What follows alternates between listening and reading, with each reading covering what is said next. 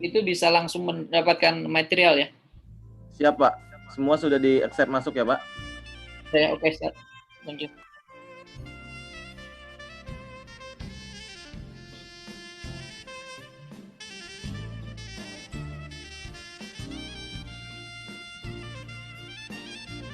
Welcome to all of our participants.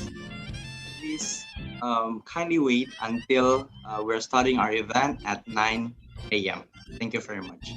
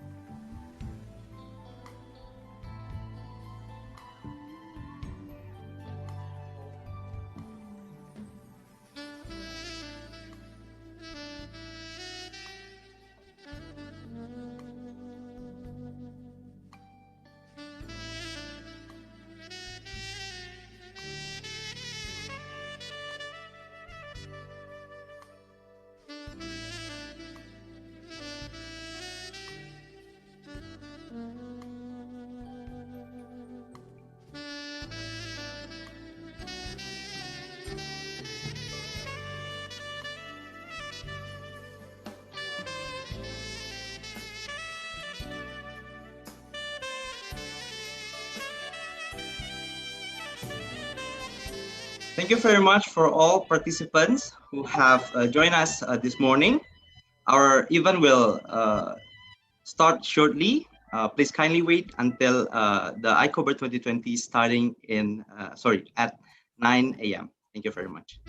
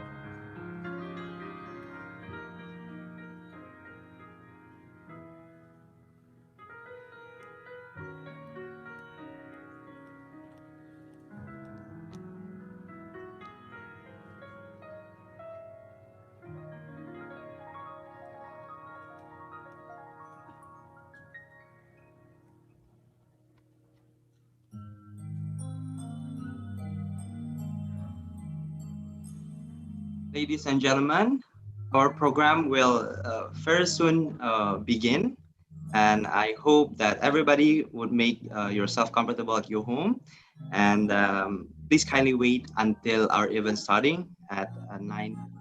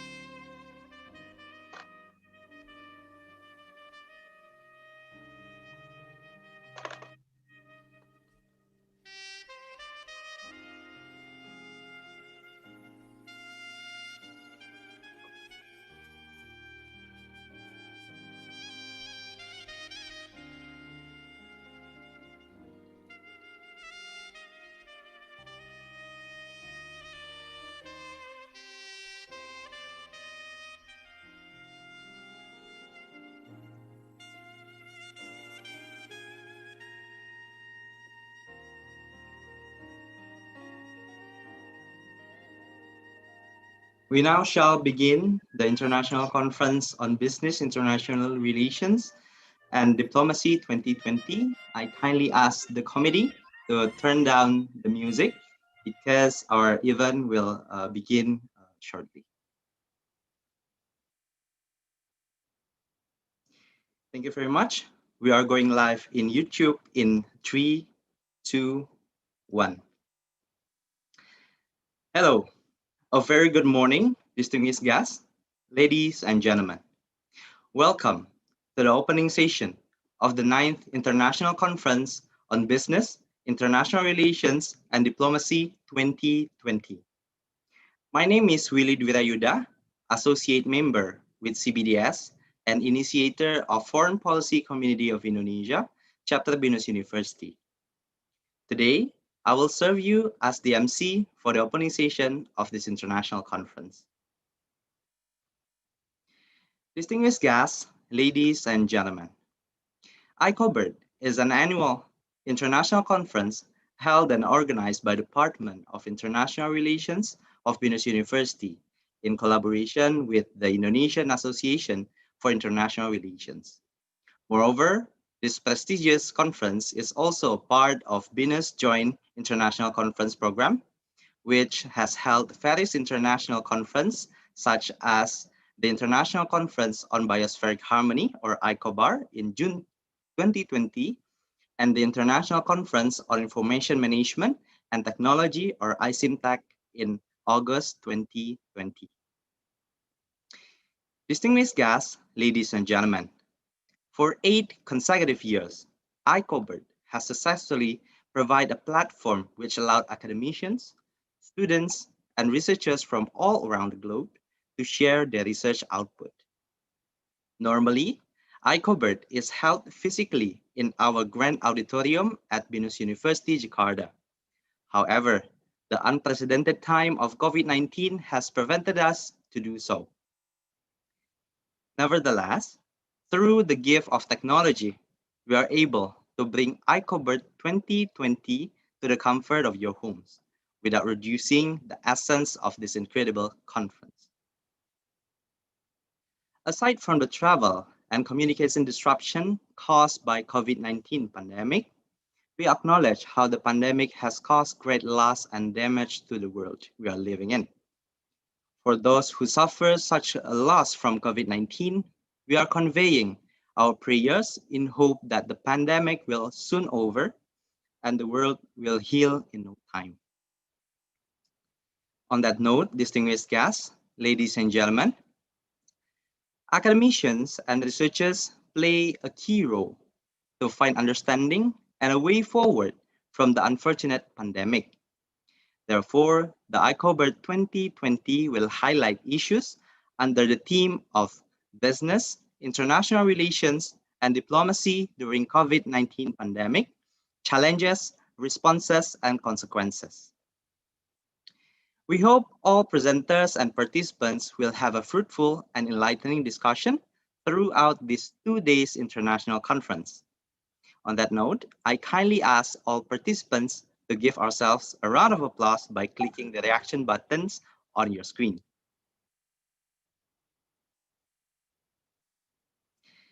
Ladies and gentlemen, Joining with us in this opening session are our special guests and distinguished speakers. I welcome the Vice Rector of Research and Technology Transfer of BINUS University and Chairman of BINUS Joint International Conference, Professor Dr. Tirta Nugraha Mersitama. Good morning, Prof. Tirta.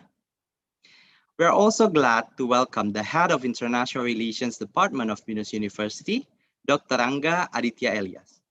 Good morning, Dr. Rangga. We further welcome the Chairman of the ICOBIRD 2020, Dr. Lily Yuliadi. Good morning, Dr. Lily. And the warmest welcome is conveyed to our distinguished keynote speakers, Associate Professor Dr.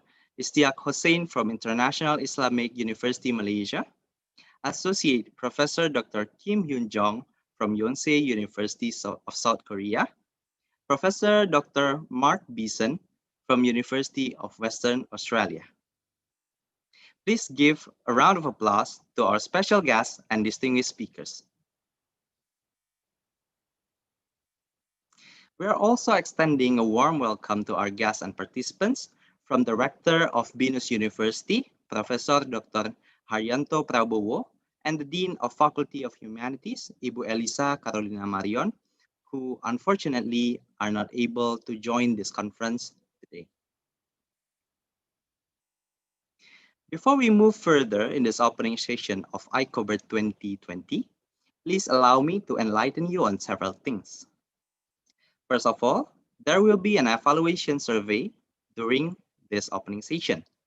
All participants are kindly asked to fill in the survey in order to acquire your certificate.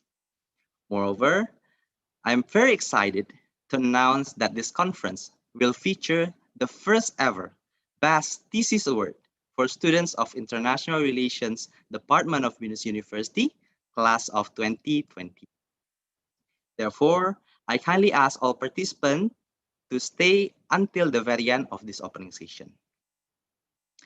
Furthermore, we encourage you to take a screenshot or a selfie and tag us on your social media at IR_BINUS and BINUS University Official with the hashtag ICOBIRD2020. Without further ado, we shall move to the next section.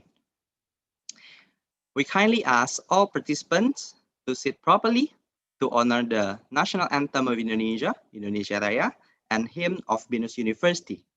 The committee shall lead us in this session.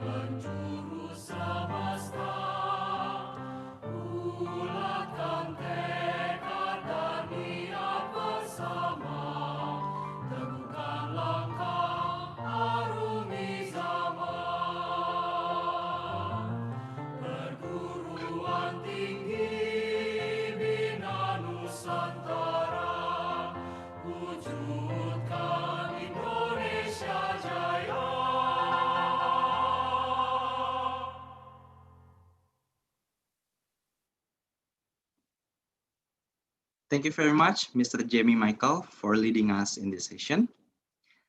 Now, distinguished guests, ladies and gentlemen, we would like to welcome the chairman of ICOBIRD 2020 committee to deliver his welcoming remarks. For Dr. Lily Yuliadi, you may now take the stage.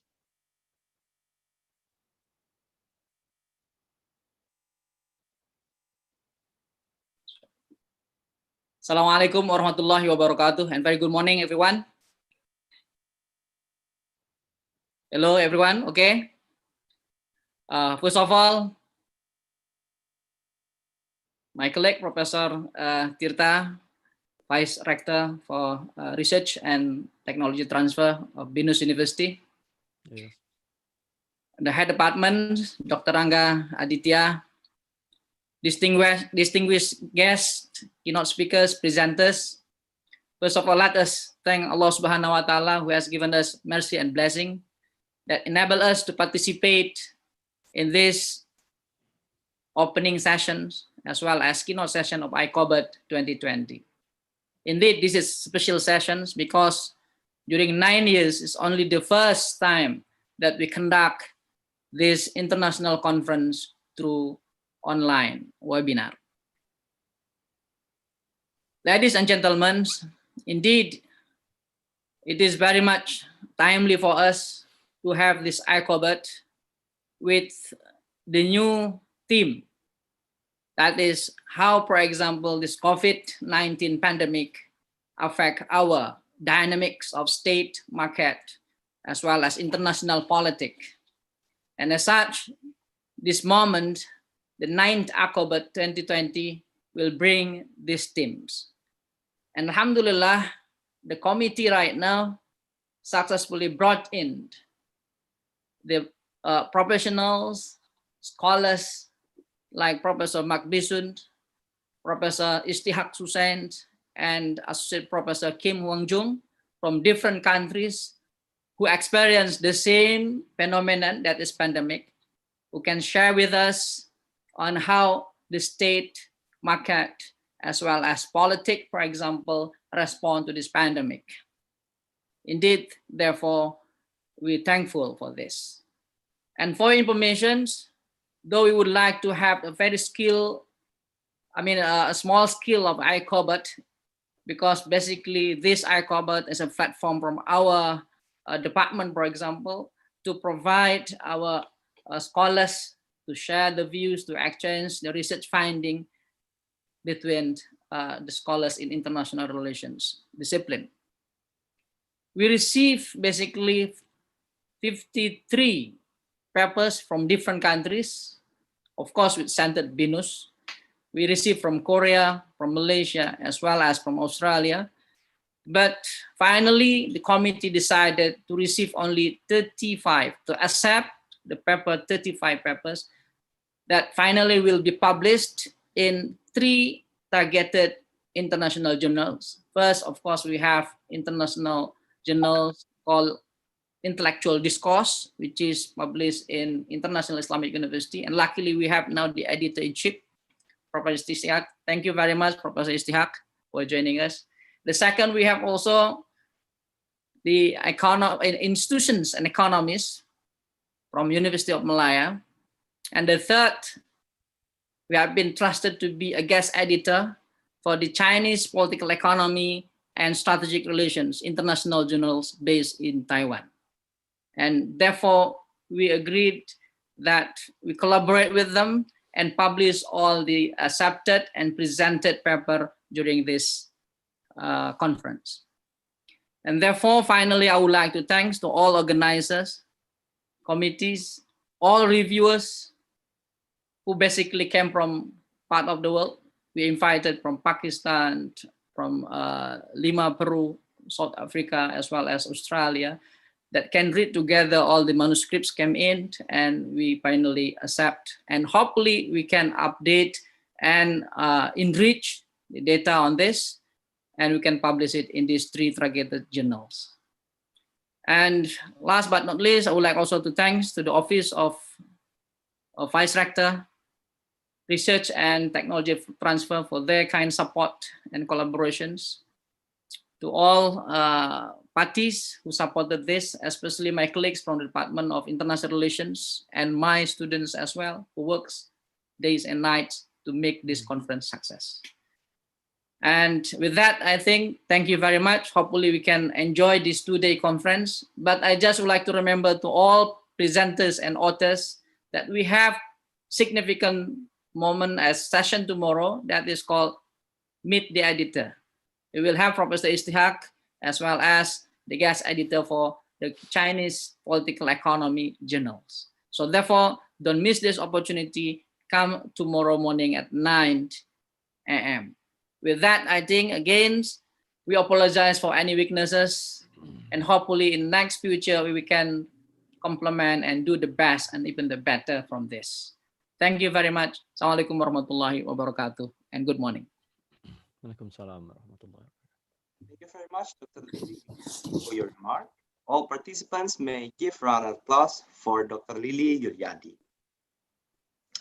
Now, we are welcoming the head of International Relations Department of Venus University, Dr. Angga Aditya Elias, to deliver his welcoming remark. For Dr. Angga Aditya Elias, the time is yours.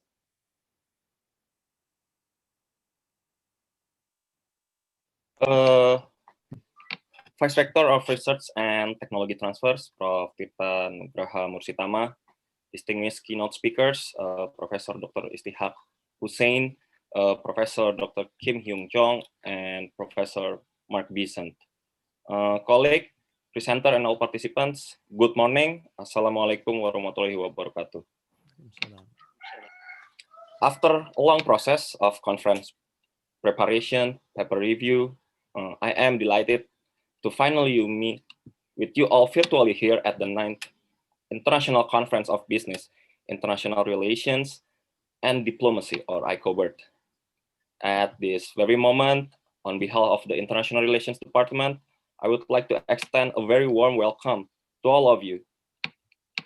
The ICOBIRD themes for this year is very crucial because it has been and still is happening until now, which is business, international relations, and diplomacy during COVID-19 pandemic, challenges, response, and consequences.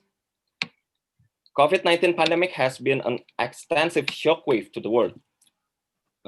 Despite its nature as a public health issue, COVID-19 is so much more than that. It also threatens social life, economic welfare, as well as human security. A concrete example of COVID-19 impact on social life is what we have today at this very moment. If it wasn't because of COVID-19, we wouldn't have had a virtual meeting. But this is the reality now, and it's not just happening at our level, but also government level, such as ASEAN and UN meetings. On a large scale, the pandemic has shifted how state interact and business operates. Therefore, policymakers across the world are looking for the best option to contain the spread of the virus, while at the same time, avoid the economic fallout. It presented discussion about challenges, brainstorm about the responses, and calculation on the consequences become a critical issue to be elaborated. Ladies and gentlemen, as we already heard from the chairperson, Dr. Lily, the 9th ICOBIRD, we have received 53 submissions, but only can accept 35 papers. It shows that the quality of the conference has been increasing significantly year by year. We do hope this conference can be a virtue for scholars to share their insight, experience, and research results that contribute to business, international relations, and diplomacy-related matters. Thus, it can contribute to the development of knowledge and empower the society at the same time. Before I end my remarks, I would like to extend my gratitude to all distinguished speakers who have been willing to attend this conference and share their valuable insight to all participants. I would also like to thank to the 3 international journals, International Discourse, Chinese Political Economy and Strategic Relation, an international journal, and Journal of Institution and Economic that agreed to collaborate with us to publish a special issue of the 9th ICOBIRD. Last but not least, thank you for the Research and Technology Transfers Office for their endless support, and also the outstanding efforts and dedication that have been shown by the chairperson, Dr. Lily, reviewers, and all committee members. They have been working very hard for the past 7 months to make this event happen. For all presenter, thank you for your contribution to the conference. I hope you obtain invaluable feedback to publish your paper. And for all participants, I hope you will have a fruitful and engaging discussion. Thank you very much. Thank you very much, Dr. Angga Aditya Elias, for your remark. All participants may give a round of applause for Dr. Angga. Now, we are welcoming the Vice Rector of Research and Technology Transfer of Binus University to deliver an official opening speech and further open the ICOBIRD 2020. Please welcome Professor Dr. Tirta Nugraha Mersitama. Okay, thank you. Bismillahirrahmanirrahim. Assalamualaikum warahmatullahi wabarakatuh. Dear fellow professors, dean, and head of department, distinguished guests, ladies and gentlemen. Also distinguished keynote speakers, Associate Professor Dr. Istiak Hussein, Editor-in-Chief, Intellectual Discourse from International Islamic University Malaysia. Associate Professors Dr. Kim Young Jong, Department of International Religion, Yonsei University, South Korea. And Professor Dr. Mark Beeson, University of Western Australia. Presenters of the ICOBIRD 2020 and all participants. First of all, let us praise to God the Almighty for His merciful and blessing as we gather here to attend the 9th International Conference on Business, International Relations, and Diplomacy, ICOBIRD 2020, as part of BINUS Joint International Conference, BJIC 2020. This year's BINUS Joint International Conference consists of 5 international conferences covering many disciplines from sustainability and development, information management, engineering, technology, computer science, business, international relations, social science, and humanities. And from all this conference, we have already conducted 2 successful conferences, as Dr. Lily has mentioned earlier, ICOBIRD in June, and also the ICM Tech on August 2020. And today, we witness the opening of the 3rd conference as part of the BINUS Joint International Conference, ICOBIRD, chaired by Dr. Lily Yulyadi. ICOBIRD has placed very special in my heart and also in my career, as the first ICOBIRD has been conducted since I was chair of department at international relations, and with long friends, lecturers, that on that time, back on 2020, 2012, that we started the Department of International Relations. And personally, I am very happy to see the growing and tremendously advancing of the department. And now we witnesses that ICOBIRD has conducted for the 9th time. This is not an easy task. Therefore, I would like to appreciate all the effort, resources that has been deployed for this conference. The next 2 conferences this year, as part of the BINUS Joint International Conference, we will have ICED on November, and then we will have ICCSCI also on November 2020. As we know that ICOBIRD will discuss the challenges of COVID-19, therefore we would like to see the intriguing discussion among the state, market, and society in dealing with the daily business, international engagement, and diplomacy with other partners abroad. Distinguished guests, ladies and gentlemen, this conference is also very special because of our keynote speakers, our prominent scholars from all over the world, from Australia, Malaysia, South Korea, who contribute to the discussion of the new insight about the COVID-19 pandemic and its challenges for social, economic, and political perspective. And Benus Universities this year was very happy to admit that the conference is part of the bold commitment of this university as a world-class university that ranked 801 until 1000 in QS World University Ranking to 2021. We are trying hard to continuously produce, share knowledge, and foster and empower the society. Therefore, the attendance of the presence of the keynote speakers definitely will enrich our effort toward the higher rank in the near future. Therefore, I do appreciate for their contribution to this conference. Last but not least, I would like to appreciate of chairperson of the 5 different conferences and committee members who have been working very hard to make this conference possible.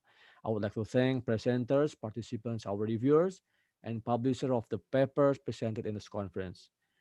With Bismillahirrahmanirrahim, I hereby declare the International Conference on Business, International Relations, and Diplomacy, ICOBIRD 2020, officially open. Thank you very much. Enjoy your conference. Assalamualaikum warahmatullahi wabarakatuh. Thank you.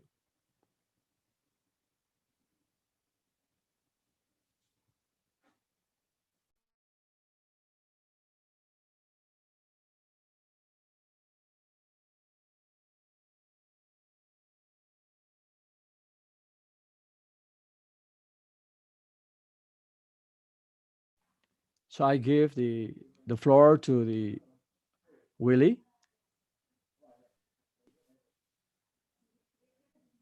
or Dr. Lily, maybe. Okay, thank you very much, Prof. Yes. And dear brothers and sisters, today I think this is the end of opening, and we shall move to the keynote, but probably you can have some session for photo sessions. Please, Jamie. Okay. Just turn on all the videos. We will have the shoot now. All right. Okay, I will take a photo in 3, 2, 1.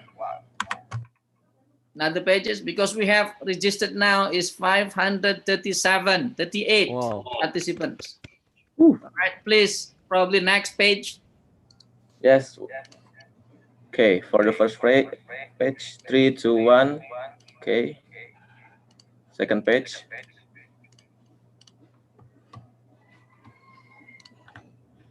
And for information, this also is being live streaming YouTube. Probably some friends, colleagues from other universities in the world, because I was here that Professor Hector also joining from Lima, Peru, from the Universidad Nacional of the San Marcos, as well as Pakistan's universities from Technological College.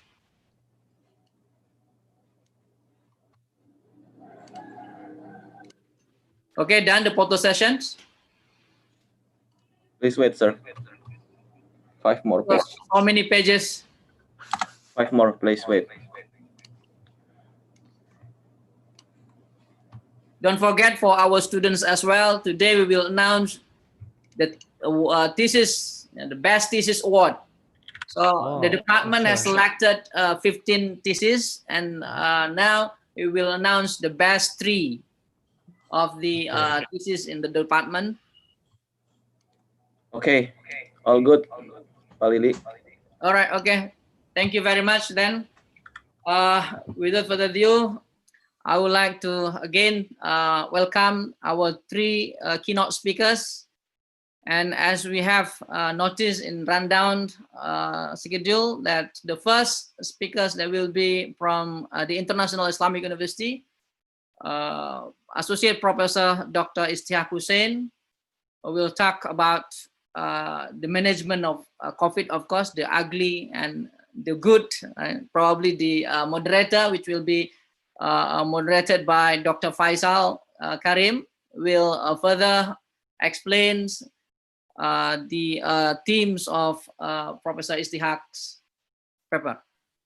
Please, I'll hand over to Dr. Faisal to be a moderating the session. Thank you very much, Dr. Lily. Thank you very much for making me as a moderator. Good morning, ladies and gentlemen. Welcome to the first sessions to the keynote sessions of ICOBIRD 2020. My name is Faisal Karim. I'm a lecturer at the Department of International Relations, Bina Nusantara University. It is my pleasure to be a moderator for these sessions. First of all, may I briefly introduce you to our guest speaker today. Dr. Istiak Hussein is currently associate professor in the Department of Political Science at International Islamic University Malaysia, IIUM, where he teaches mainstream courses in the discipline of political science. He has been at IIUM since March 2002, prior to which he was a lecturer and senior lecturer in the Department of Political Science at the National University of Singapore. He served as a visiting professor at the Department of Politics, University of Waikato, Hamilton, New Zealand, in 1993, and a visiting professor, Elliott School of International Affairs, George Washington University at the Washington, D.C. He is the author of a number of books and more than 50 articles published in a peer-reviewed international journals. Dr. Istiak, in 1992, served as a consultant on a research project on the Gulf of War by the Center of National Security Studies, Los Alamos. In February 2001, Dr. Istiak was awarded a long service award for his services to SIM, or Singapore Institute of Management. In 1985, he was awarded a prize by the Bangladesh University's Grand Commission for Outstanding Publication and Research. He's also a frequent commentator on a current issue on international broadcasting and print media. He's also an editor of International Discourse, the journal that hopefully we can submit and create a special issue after this event. So ladies and gentlemen, without further ado, please give a warm welcome to Prof. Hussein, who is going to talk more about the way how developing countries manage the COVID-19 outbreak by looking at three countries, first Senegal, Bangladesh, and also Brazil. Without further ado, please give a round of applause to Prof. Hussein. Prof. Hussein, the floor is yours. Thank you so much. Assalamualaikum warahmatullahi wabarakatuh, and a very good morning from a sunny and beautiful day here in Kuala Lumpur in Malaysia. Thank you very much for your kind words, and it's actually a privilege to be with you, all of you. But as you know, COVID-19 has done its job.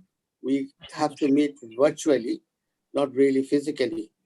But we know that Indonesia is a beautiful country, and I would like to visit again Indonesia. When Dr. Lily actually approached me with the topic, I was just scratching my head what to say.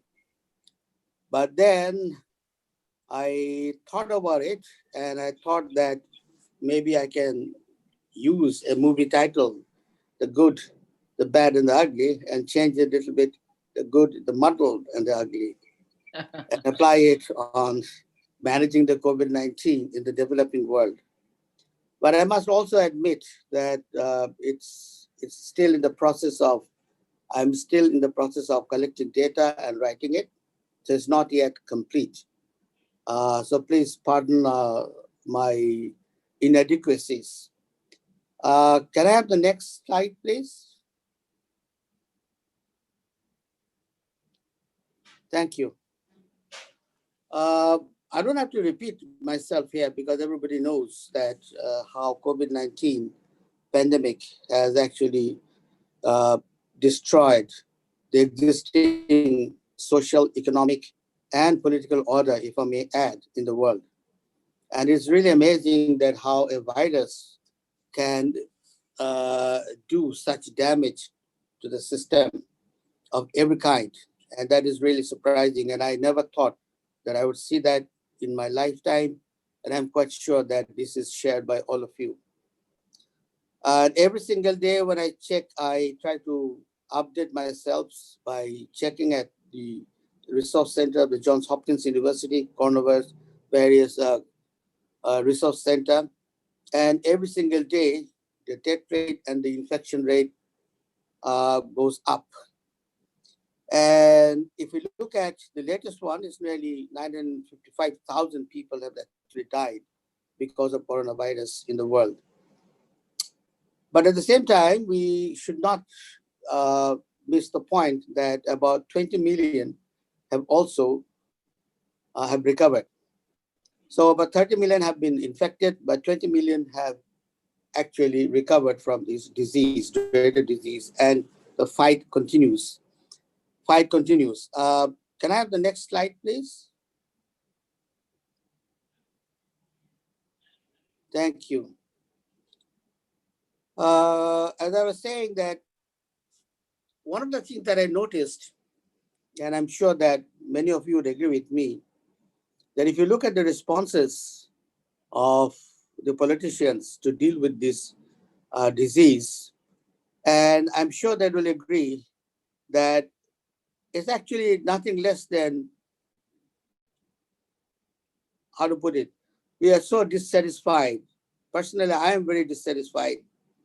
Why? Because of the very simple reason that they actually used political considerations, whether you look at the American president or the UK prime minister, or even in the third world countries, most of our political leaders have used this as a political weapon.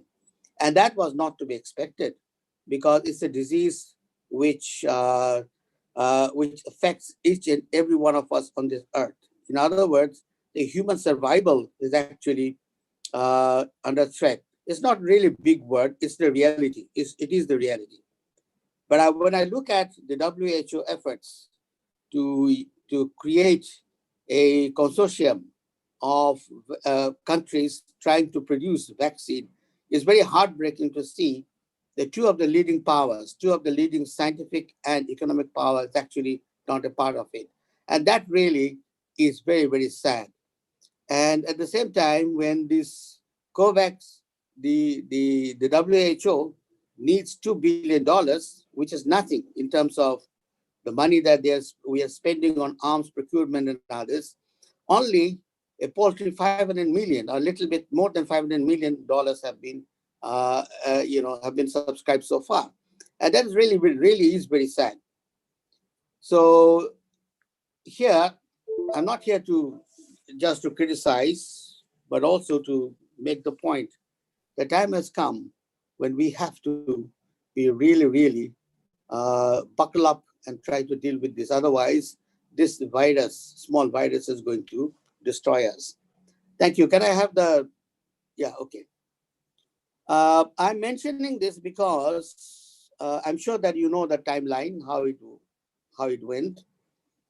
And to me, the first report was actually made on 31st of December, the World WHO country office in Beijing. But then again, you see a gap. You see a gap between December 31st and January 11th. And we don't know much. And not only that, following that also, there is a gap also between January and March. And we also don't know what really exactly happened during this period. So I'm not trying to be petty here, but actually I would like to know the entire story, how it happened. And as a result of which, all of us are now suffering. Can I have the next slide, please?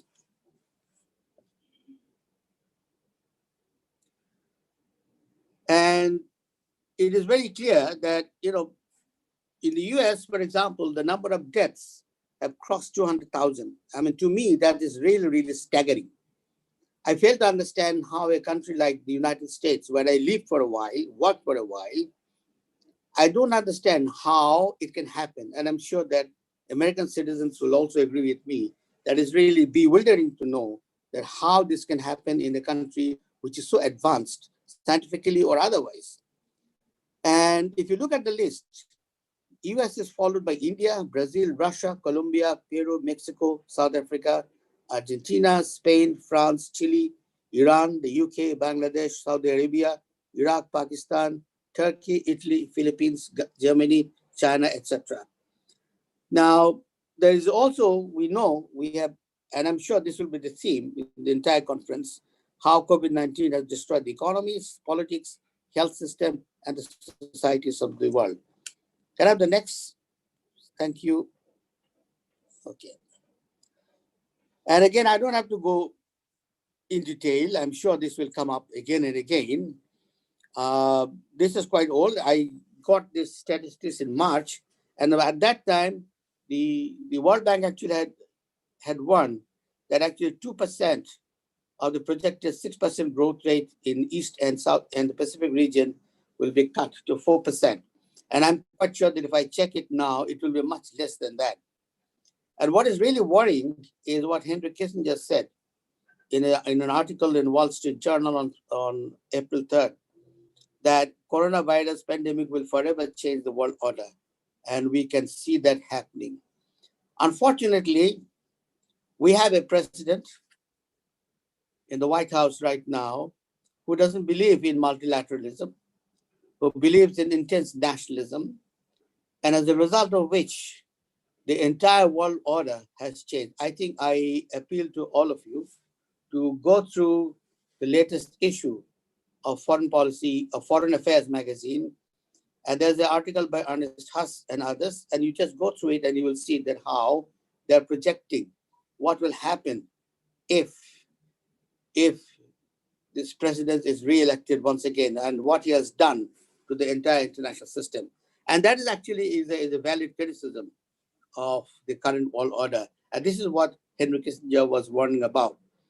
And I'm sure that these topics or these issues will be discussed a number of times. Can I have the next slide, please? Thank you. Now, I was struck by an issue of Foreign Policy magazine, which was published on August 5th. And they have a special issue, and it's called Foreign Policy Insiders. You have to subscribe to this. It's very expensive, no doubt about it. And they published a coronavirus response index worldwide. And I was struck by the fact, I was not surprised that the #1 position belonged to New Zealand, which had actually full 100 marks. And this is to be expected because we know that how the New Zealand Prime Minister had been handling this. So it was not a surprise to me. But can I have the next slide, please? What was most surprising to me was the number 2 position. And the #2 position belonged to Senegal, which was given 89.7 or 89.3 marks. It's not the marks that matters. Actually, it is, since then, I have been trying to find out what happened. How did this country, which is not actually on the world map at all, it is well known for Ebola, it's well known for a civil war. How could it do it? How could it actually be the #2 position in the world index of COVID-19 responses? Can I have the next slide, please? I know that I actually wrote a lot, but then again, I'll try to summarize for you and leave some time for you to question. I think that is much more important because here is a chance. We are meeting on a virtual platform, but it's, I believe, the worldwide. Anybody can take part in the discussion that is much more fruitful than going through these boring lectures, which I don't like. I hate to give any boring lectures. But just few facts which we should know. For example, the first COVID-19 case was reported in Senegal on March 7, 2020. And since then, they actually buckled up.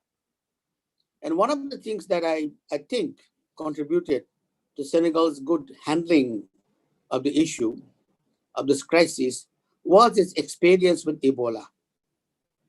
I think this is a missing point which other countries didn't do, Some of the countries, for example, which suffered from SARS, for example, Singapore, they knew, they controlled SARS and they had some experience. But even then, they overlooked one important thing, that is the imported workers.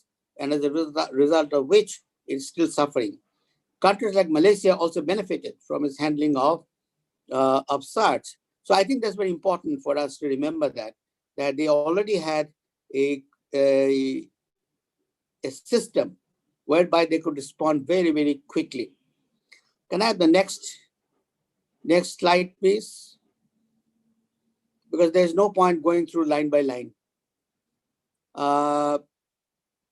If you look at how successful it was, it is true that the case has been going up, but they also responded very quickly. I think one other reason is they took a community approach. By that I meant communication is very important. And you can see how communication is so important. If you look at the American federal government's attempt to deal with COVID-19, there the main problem is communication. If you give mixed communication, if the leaders do not follow what they preach, or the subordinates do not follow what the president or the prime minister in other cases said, and set an example, there will be problem. But that was not the case in Senegal. So the communities took, because of its handling of Ebola, they knew. And apparently that was activated again. Senegal has now, can I go back to that, please? Thank you. About 15,000 confirmed cases, and 11,000 of them, or nearly 11,500 or something like that, have already recovered. And there were only 302 deaths in Senegal. So the recovery rate is about 75.9%, with a fatality rate of only 2.1%. So that shows that why it was number 2. While other countries are still struggling, Senegal, with its limited resources, have shown that how you can actually, one can handle. So not everything is lost. I think that's where the human spirit comes in. That when you are down, you get up again and you try to fight our enemy. And right now, the human race main enemy is this virus. Can I have the next slide, please? Okay. I don't think we have to go through this one by one again. You can go through this. And this is the same kind of steps which other governments have taken. There is a lockdown, state of emergency, lockdown, because we know diseases like this, first of all, in order to control it, you have to lock down the entire system, no matter what. Of course, there are impacts, no doubt, but again, this is the only way that you can isolate the disease. So that's what Senegal also did, just like other countries. So it's not an extraordinary thing for them. The next slide, please. But what is interesting that following that, they changed a lot. In other words, when the economy began to suffer, they targeted the SMEs, the small and medium enterprises, and the small businesses were helped, and they had actually created special funds for them. And this is something the other countries should actually learn, that how you can help the poor and the SMEs, the small, medium enterprises, which are the backbone of an economy. So that's what they did. And therefore, they are still intact. Can I have the next slide, please? Now what they're doing, they also changed the treatment of strategy of people infected with COVID-19. So from treating all positive cases in hospitals, those with no or only light symptoms began to be treated in other centers, especially in hotels.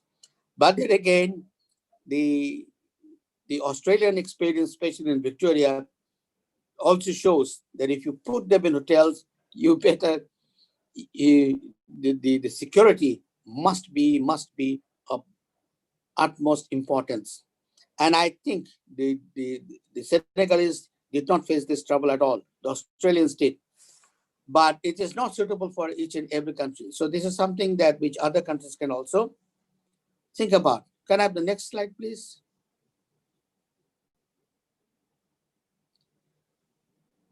So what are the things they have done? As I was mentioning earlier, they created special funds. They created about 50 billion CFAF currency for the purchase of food for the emergency food aid, particularly on the eve of Ramadan. So in this way they did that. Okay. Can I have the next slide, please?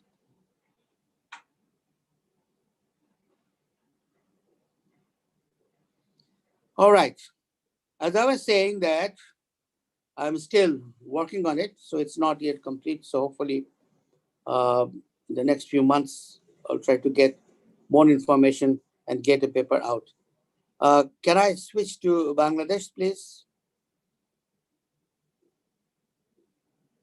There you go. Well, I come from Bangladesh. I hail from Bangladesh. It's quite near my heart. I say the response was muddled. Okay. I can't say it was very good. Neither can say it was a disaster. Just like any other country, the first reported cases were in March, and the infection rate stayed very low until the end of March 2020. But it has been on a rapid surge since April 2020.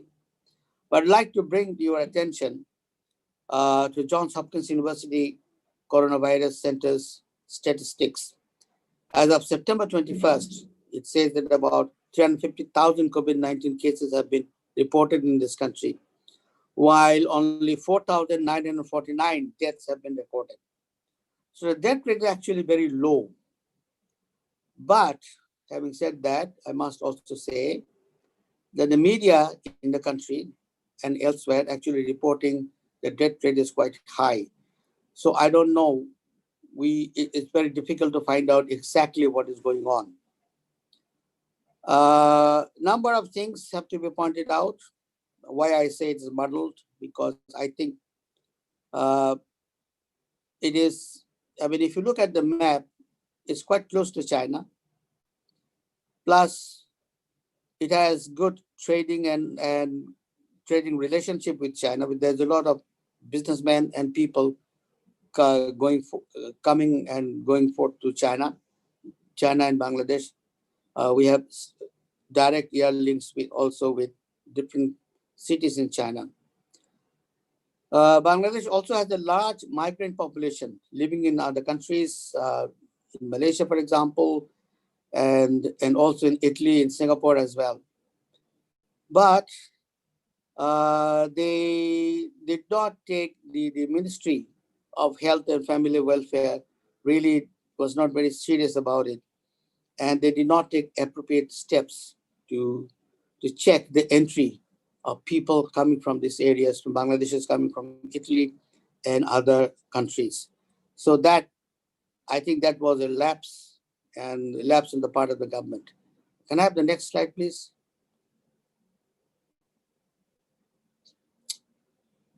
With a population like more than 200 million, just like Indonesia is a small, unlike Indonesia, it's a very small country, but about 170, 180 million people.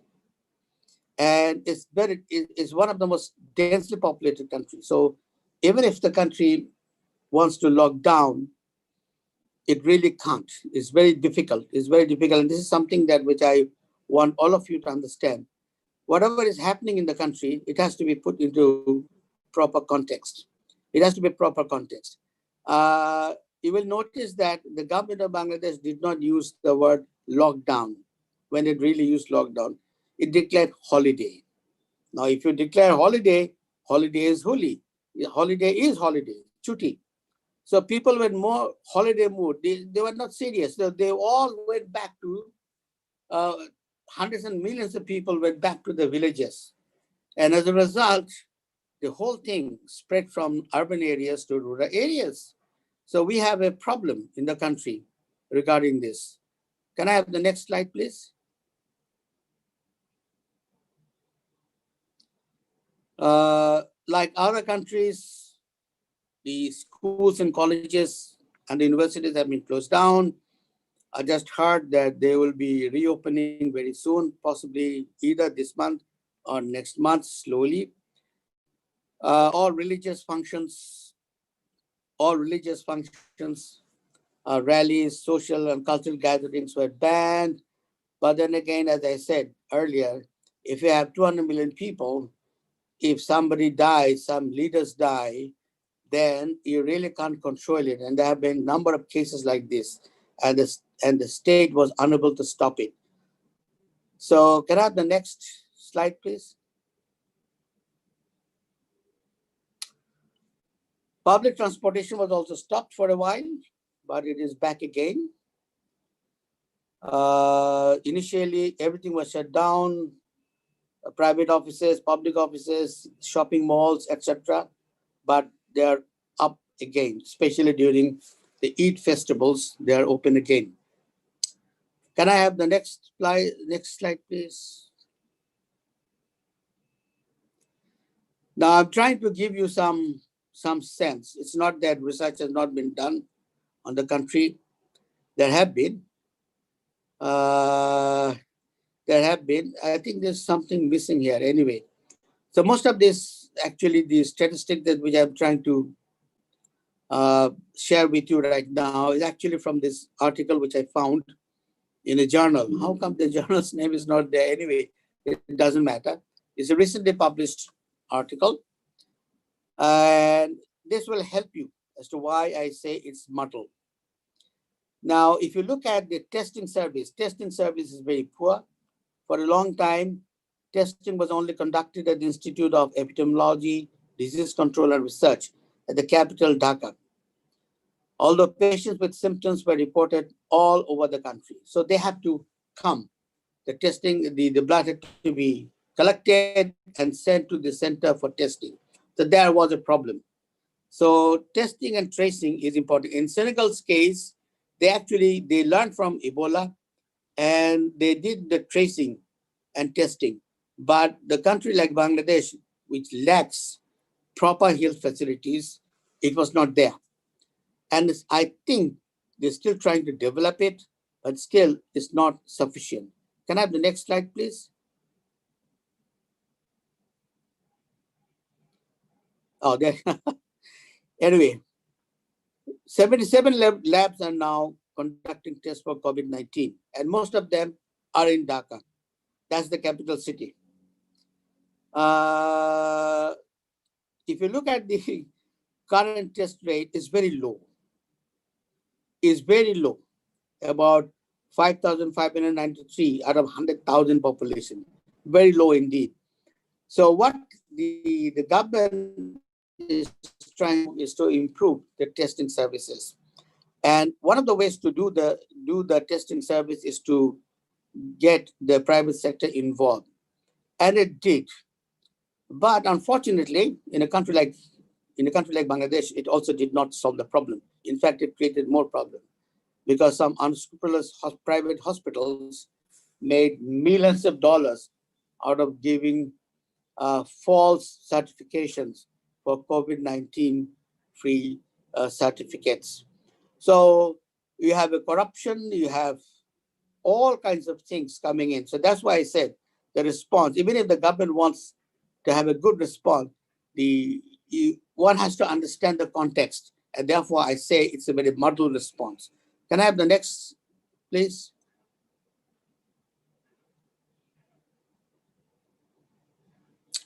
This you can read yourself. I mean, I don't have to tell you the number of beds or You just read it and you get a sense of how desperate the situation is in the country. Next slide, please. All right. These are the recommendations by those authors, and I completely agree. First of all, testing capacity should be increased immediately by establishing more testing centers in all district levels to cover. Contact tracing should be performed to identify the suspected people in the community level. Ensure organizational accessibility, that is governments, industries, and so on, to conduct the test for the employees. Well, again, I skipped its impact on our government industry. During the question session, if there are any questions, I would more than happy to answer that. Use risk stratification methods and identify high-risk individuals, that is older aged people, patients with common, I don't know what it means, immune compromised people, and special attention should be given to them. Next slide, please.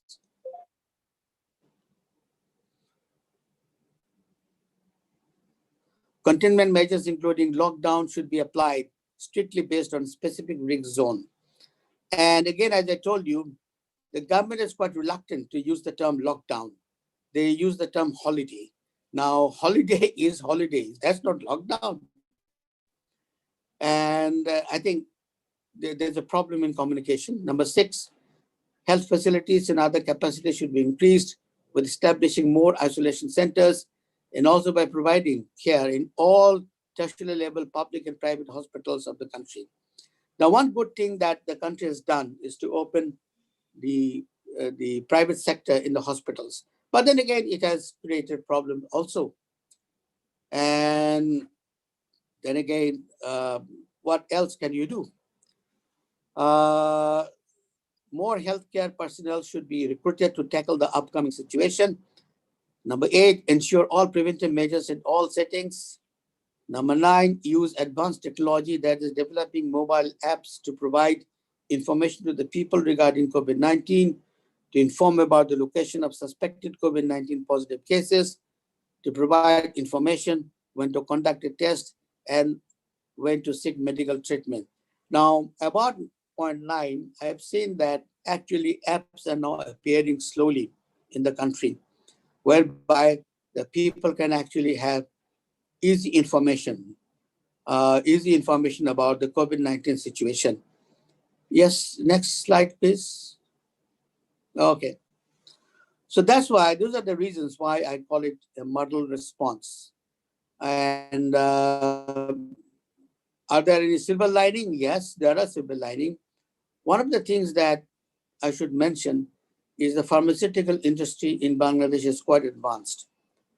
And I know at least 1 or 2 companies, pharmaceutical industries, which have tied up with some Indian-based pharmaceutical industry. They have invested actually in those for developing vaccines. About vaccines, I think China is really interested to test its vaccines. And if I'm not mistaken, they have done some testing, human testing in Bangladesh also. So not everything is gloom. There are some silver linings as well. All right. About Brazil, I think I have taken enough time of you. I wouldn't go into the details. I think my problem with Brazil is the president. And in other words, I believe in the leadership. Leadership is very important, just like the New Zealand Prime Minister did. One has to live by its example. But if you look at the Brazilian president, first of all, he described this as a little flu, which was not a little flu at all. It was a serious thing. And then his conflict with the provincial governors, the state governors also caused. But one thing he did, and he must be praised for doing that, it actually targeted the poor people, those who were affected by COVID-19. And he has given social help and about $200, which he has extended until the end of December, if I'm not mistaken. So these are these are the ways that number of developing countries have tried to deal with it. I left out India deliberately, right? And few other countries. But ultimately, I don't know. I'm really interested in this and becoming interested in this topic.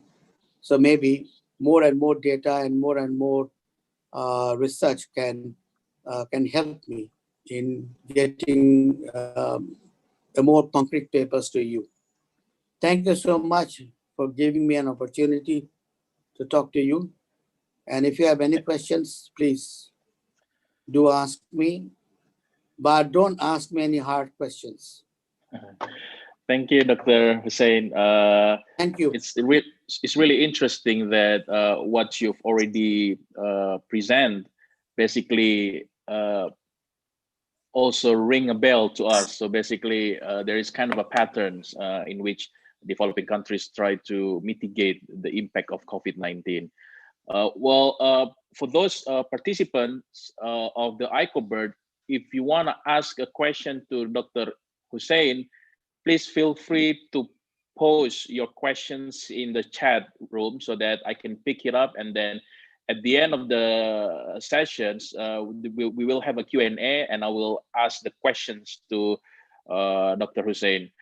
Thank you so much again, Dr. Hussein, for your presentations. Now I'm giving back the session to— It was a pleasure. Thank you to Palili. The floor is yours, Palili and Willie. Thank you very much. Okay, Prof, there are some questions here, Prof. Okay.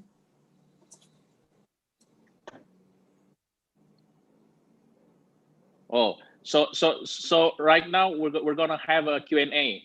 Okay, there are two questions, Prof, regarding your presentation. First of all, from Agnes Isnakuswondo, is there any data that shows strong correlation between corruption rate in the government body and how states respond to COVID-19? For example, Senegal respond well because it has low corruption rate, but Bangladesh suffers from corruptions because of the corruption. Is there any kind of a correlation that you find? Okay. Probably I'll give you the three questions. Is that all right, Dr. Hussein? The second questions will be, when global pandemic spread over the world, none of the countries ready to face it. So there is a metaphor of multilateralism versus vaccines nationalisms. How developing countries should be respond to this phenomena for state survival of the fittest in international politics? It's from Hendra Manurung. So probably you can answer the two questions. Thank you, Dr. Hussein. Thank you so much. Let me try to explain. About Bangladesh's case, the correlationship, there is no concrete data. Let me repeat, there is no concrete data. As an academic, we believe in concrete data, raw data. I haven't come across any such studies, concrete studies. But most of the things that I've talked about is through observation. I can tell you a number of incidents. For example, it is very well known, at least the media, through the newspapers and the TV channels have been reporting corruptions at high places. Right? For example, when the government wanted to, we didn't have much of PPEs, all right, so they had to be imported. And of course, the question of licensing came. And who do you think got the license? The people who are very close to the ministers, their sons, their brothers, their sisters, or whoever they are. So they made lots of money.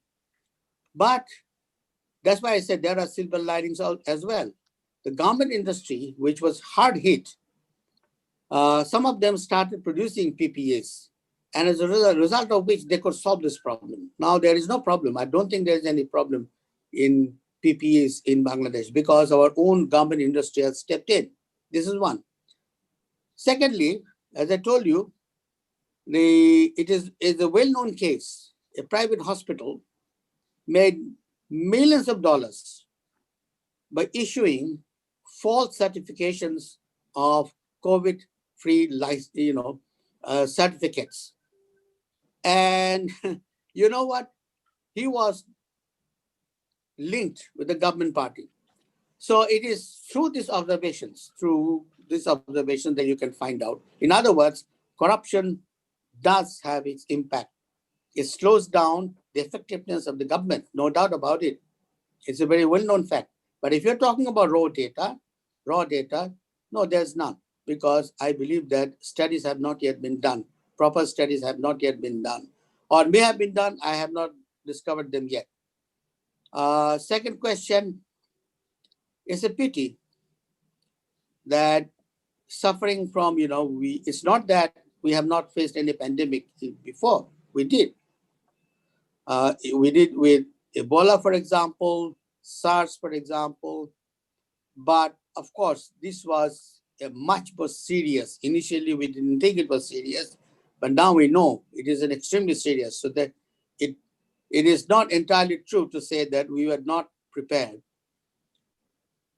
We did not pay attention to it. For example, if you're looking at the United States, President Obama, he created in the White House, in the National Security Council, a special unit, pandemic unit. And when the current president walked into White House, the first thing he did was to disband it. So you see, we go back to personalities. Our personal beliefs. And as a result of which, all of us are now paying the price. So it is, I wouldn't say incompetence, but I would say the priorities we all got wrong. In the UK, Boris Johnson was more concerned about getting out of EU than really attacking this. So it also created lots of problems. It also made major mistakes. Now, what can I say about the developing countries? Developing countries, we are so helpless because of our inadequacies in health sector and other sectors. We don't know what to do and what not to do. Everything is a priority for us. So as a result of which, the health sector has actually suffered in most of these countries. And therefore, we are in such a trouble. How is it going to affect international politics? I think multilateralism, shall I say, is dead. It's too strong a word. But I don't see any future of multilateralism when each and every country is now using vaccine as a symbol of its, as a foreign policy tool. Each and every country is doing that. Those who are capable of producing vaccines are using this. And it's a very pity that we are celebrating 75th year of the establishment of the United Nations, when we highlighted multilateralism, and now multilateralism itself is under threat. Now, again, as I said earlier, human beings, we should believe, we should try to get back on track again. And I hope, and we can only hope, we don't have any power. We can only hope that good sense will prevail among the top leaders of the different world, and will gather together to face humanity's greatest enemy, COVID-19. Thank you. Okay, thank you, Dr. Hussein. I think we have 5 minutes left, so probably we can pick one more question from the audience. There is a question from Bapak Harisanto. What is actually the takeaway, the special learning from COVID pandemic treatment that we can learn as an Indonesians from these three countries, Professor Hussein? Well, I am no Indonesian expert. And in order to answer this question, I really have to know how the Indonesian government is trying to deal with it. And I must admit, I'm not very well versed with Indonesia's management of COVID-19.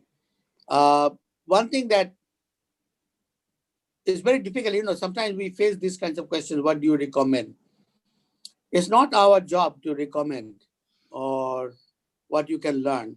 As an Indonesian, you look at what I said earlier, and then you can actually decide what you can or what you cannot do.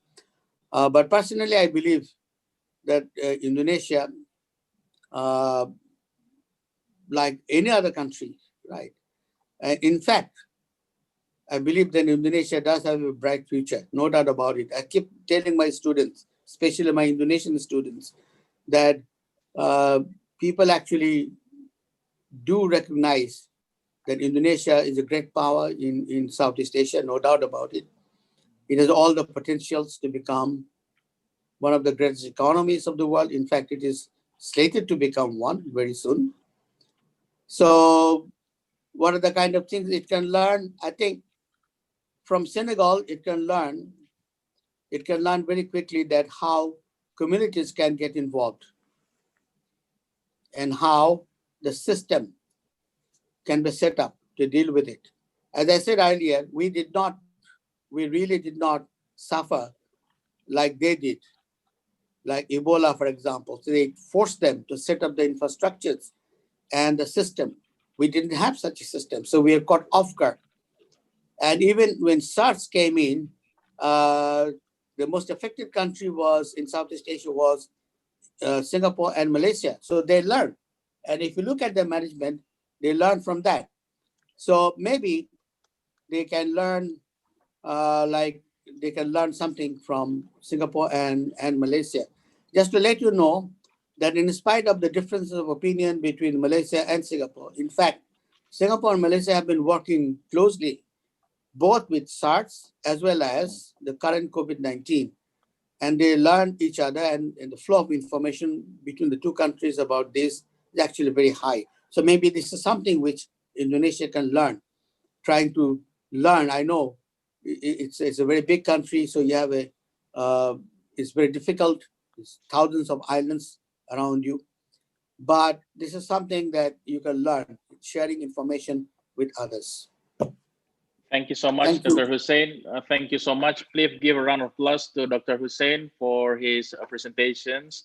Now I'm going to give back to MC for the next sessions of presentation. Thank you very much, Dr. Hussein. Thank you very much, everyone.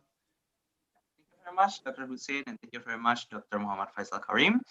First of all, I must apologize for the previous technical difficulties, and the committee is now working and hoping that it won't occur again. Now, the committee would like to hand over a certificate to Associate Professor Dr. Ishtiaq Hussain on your remarkable contribution to ICOBIRD 2020. The certificate, Professor, is to express our appreciation for your contribution towards this international conference. Furthermore, a token of appreciation will also be sent to your email alongside an e-gift from the committee. Oh, thank you very much. You're welcome, Professor. The committee shall now take a photo with Professor Ishtiaq Hussain. I kindly ask all participants to open your cameras. Yeah, I shall assist with a countdown. 3, 2, 1. Once again, 3, 2, 1.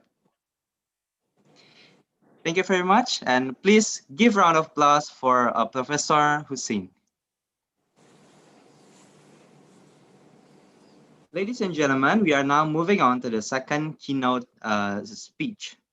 But before that, I was informed that our virtual conference is now joined by participants coming from Southeast Asian countries to the Southern Americas. I thank everyone who has spared their time, their valuable time to join us in this virtual conference. Now, ladies and gentlemen, I'm handing the stage to our moderator for the second keynote session, Dr. Lily Yuliadi. It is following the keynote presentation on the paper titled COVID-19, ASEAN Community and Human Security by Associate Professor Dr. Kim Yoon-jong from Yonsei University of South Korea. For Dr. Lily Yuliadi, the time is yours. Okay, thank you, Mr. MC. And Assalamualaikum, good morning, everyone. Thank you very much. But please allow me to ask all the participants to make evaluations form, yeah, in the chat room, which has been uploaded by the committee, because for the student, especially from BINUS, this is requirement in order to get the certificate as a participant. Well, now move to our keynote speaker 2, that is my colleague as well, Dr. Kim Hwang Jung. He is an associate professor in Yonsei University at Wonju, South Korea, because there are several campuses in South Korea. He basically the campus at Wonju. And Professor Kim was my old friend. We were together teaching at University of Malaya for long years. And then now back to his country and teaching at the Department of International Relations at Yonsei University. He has written many articles on ASEAN regionalism, and indeed he has written a book titled Southeast Asia Regionalism in the form of as a regional integrations, published in 2010. And he co-authored several articles, especially on regionalism in East Asia and Southeast Asia. And today he will deliver his keynote on the COVID-19, ASEAN community and human security. He was trying to argue basically in the process of ASEAN community building. ASEAN leaders and ASEAN people have these challenges that is called the global pandemic. And probably Prof. Kim would like to highlight further so that can basically explain to us how this ASEAN community face these challenges and what are the consequences of this pandemic on the buildings of this South ASEAN community. Without further ado, I would like to call upon Professor Kim. Please, the time is yours. And if any have questions, please write down for the audience at the chat room. Yes, please, Prof. Kim. Thank you, Dr. Lee, and good morning to everyone. Can I share my slide? Yes, definitely. Right. Okay, and thank you again. I'd like to thank the organizer of this wonderful event, ICOBIRD, and especially the BINUS University staff for having me for this meaningful occasions.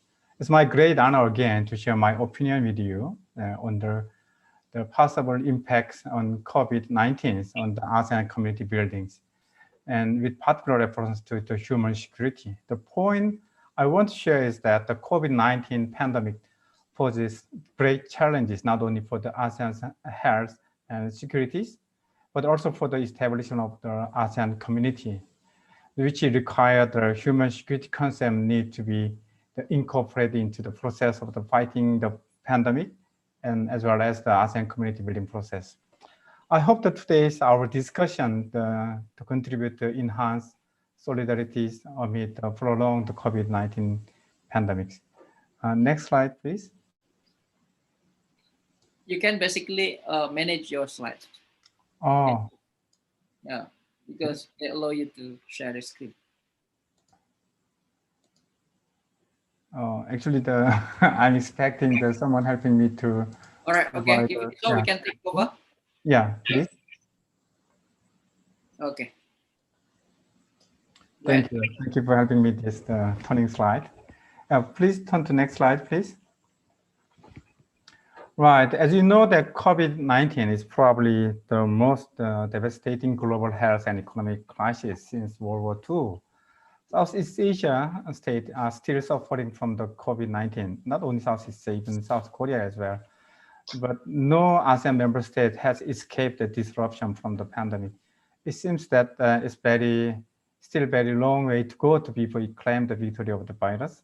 As of 21st September, the total number of the COVID cases in Southeast Asia has reached 617,000, including 15,000 fatalities and 480,000 recoveries. But I should mention that the degree of its disruption and the ability of the country to respond have varied.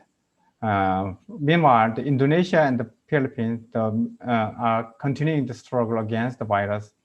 For instance, in Philippines, the total number of cases climbed to 290,000 as a health authority confirmed that more than 3,000 new cases over the past day, with the highest number of the deaths per capita in Southeast Asia. Meanwhile, the situation in Vietnam and Laos and Cambodia and Thailand reported nearly 0 new cases over the past days on the 21st September, although there is no absence of the speculation that infections have been undercounted in some countries. Next slide, please. This graph shows that the cost of the lives from the pandemic has increased with considerable the mortality rate of the COVID-19, not without the differences in figures among the countries in the region. At the same time, and it should be noted that the pandemic hit the Asian region, including Southeast Asia, but to date, they have recorded significantly lower transmissions and the fatality rate per capita than other regions, if compared with the US and the European continents. As of 16 September, transmitted case per million people stood at a relatively low, as you know, with the notable exceptional case of the Singapore, but it is due to the small scale of the population. In the Philippines, 2,700, compared with the US, that more than 20,000. Southeast Asian governments have mobilized public and private resources to control the community spread. Voluntary social distancing measures have been introduced, as well as more aggressive lockdown and the quarantines. All of this taking place in this region that generally suffers from the inadequate social services and incomplete welfare coverage, meaning that even more so than in advanced industrial economy, government have been forced to reckon directly with the socio-economic implication of the pandemic responses. Next slide, please. After the matter of the life and death, I mean, one of the most significant concern is probably the severe economic damage of the pandemic in these regions. According to the Asian Development Bank economic growth forecast, Cambodia is estimated to experience a cut in economic growth of the 1.5% and highest among the ASEAN countries. This all followed by the Singapore and Thailand, which is also expected to cut in economic growth between -1%. And on the other hand, countries like the Philippines and Indonesia are also estimated to experience -0.3 and -0.09%. And the 80-week forecast also showed that Laos and Brunei with the cut in economic growth about -0.2%. The rapid spread of the COVID-19 has impacted manufacturing the world over, and ASEAN industry in particular are in for a painful 2020 due to the supply chain disruption centering on China. According to the IHS market PMI data, ASEAN manufacturers saw their worst performance this year, mainly due to supply chain disruption impacting factory production and the delivery times. Multinationals looking to the hedge against the future supply chain disruption may look toward diversifying their production bases away from China or reshoring production back home.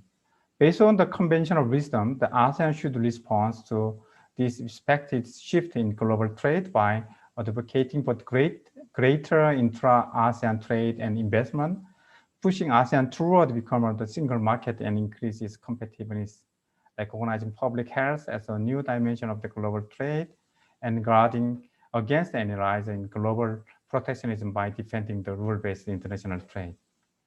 Next slide, please. Several economic effects of the COVID-19 outbreak that is already being felt on the social economy in the region. Almost all ASEAN countries have come up with a fiscal measure, including stimulus package, focusing on the several priority areas. It is estimated that as of 19 March, fiscal support from the government around the world total $1.9 trillion as of 8 May this year, the absolute value of the stimulus package allocated by the ASEAN country is also considerable. For instance, Thailand led the pack with the 47 billion US dollars, followed by the Malaysia, 60 billion, Singapore, 44 billion. Now, Indonesia also has put at that time 27 billions and so on. Next slide, please. We have often noticed that the rise of the protectionist response during the crisis, which features protests against the foreign workers, demands for trade protection, and financial nationalism. However, there was a case that the crisis eventually led to the further regional cooperation. Remember what happened in 1997, 1998? Generally, this was characterized as a financial crisis or the economic crisis. But the crisis can be also seen as a crisis of the governance at all major levels of the politics, namely national, regional, and global levels. The Asian financial crisis at the time also revealed that the inadequacies of the regional organization, mainly referred to the ASEAN and other regional organizations such as the APEC and so on, which generated much the debate about the future of the ASEAN as well. Criticism at that time focused on, especially on the informal and non-legalistic institutionalisms of the organization.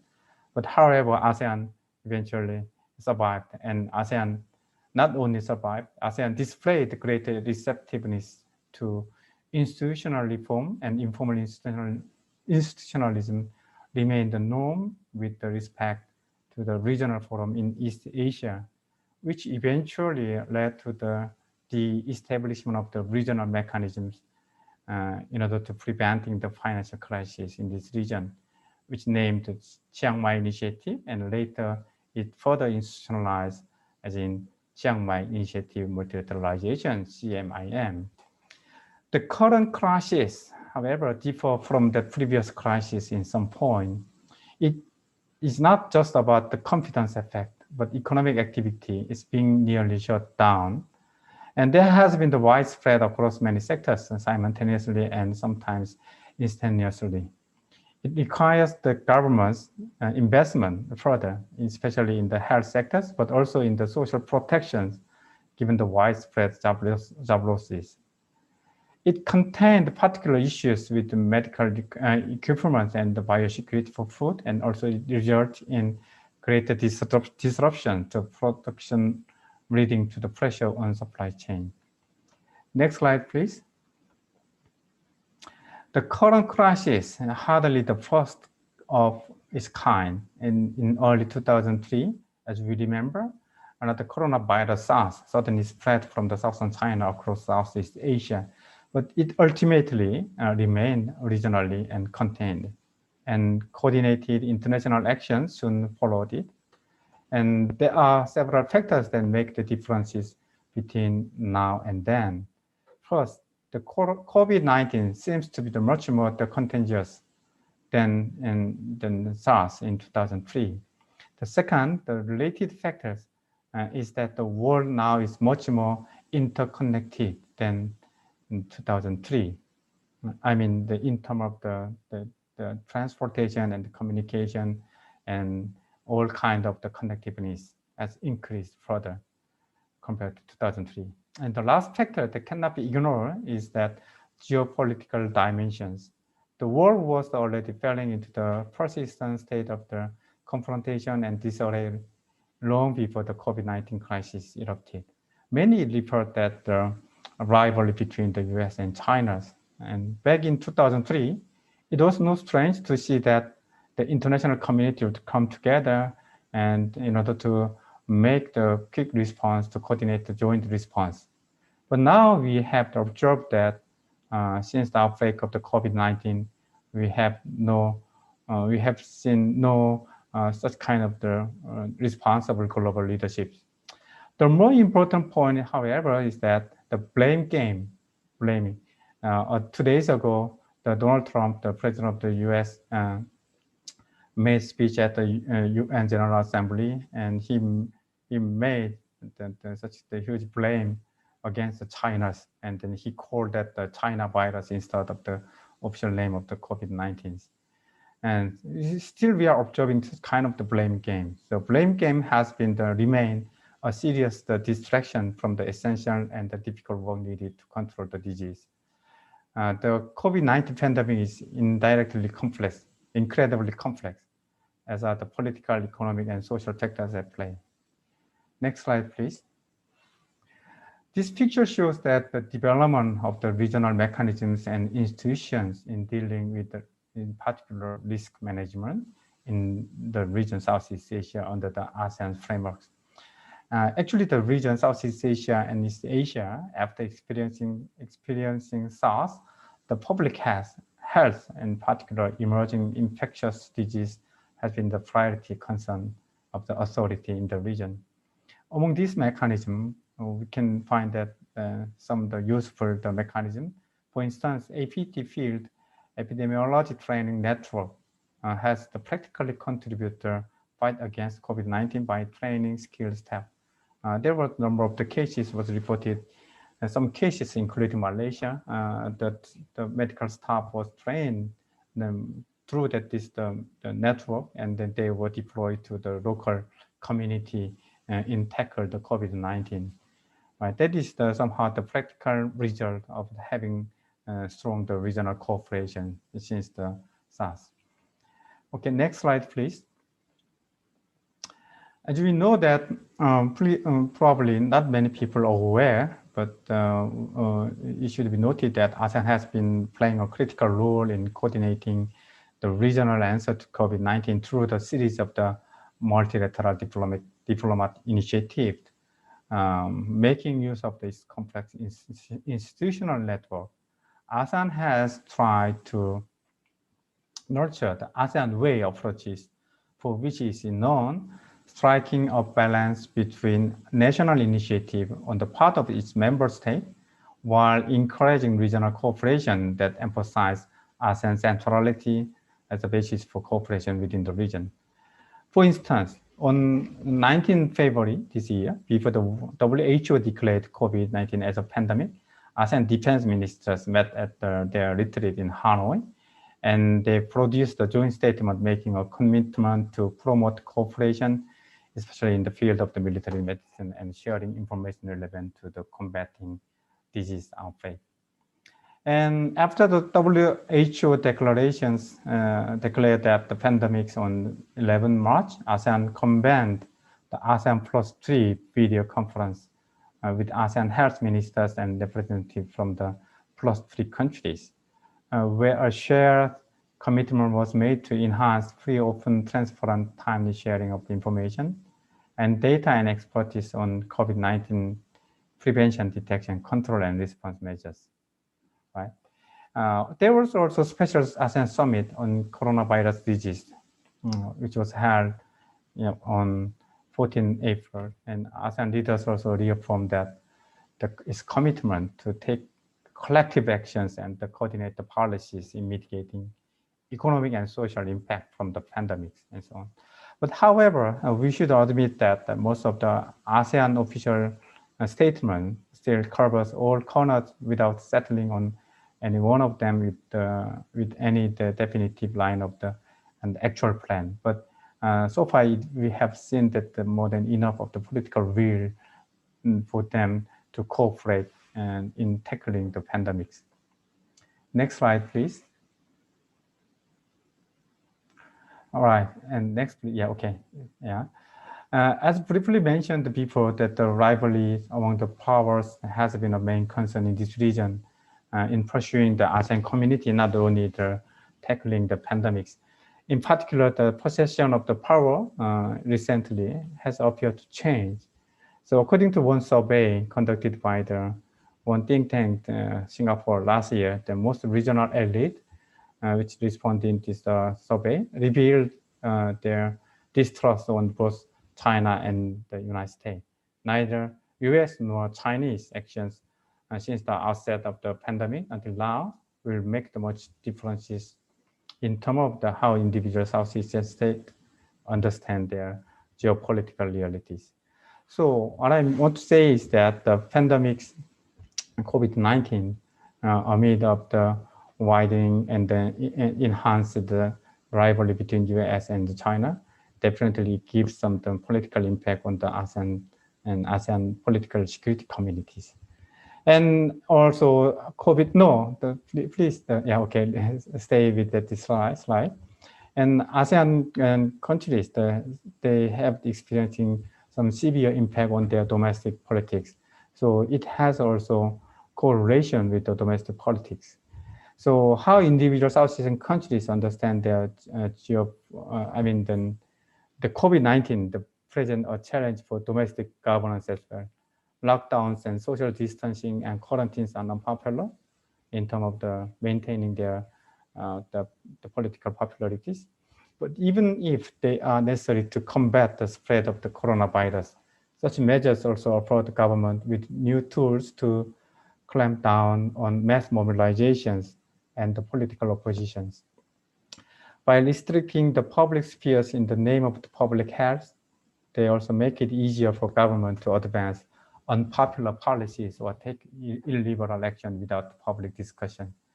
This is how governments find themselves able to crack down on their opponents, and the pandemic, but not all cases, but some countries in Southeast Asia, the pandemic has once again shed light on that this threat to civil liberties and the human rights through the aggressive effort to censor the media using so-called anti-fake news laws and so on.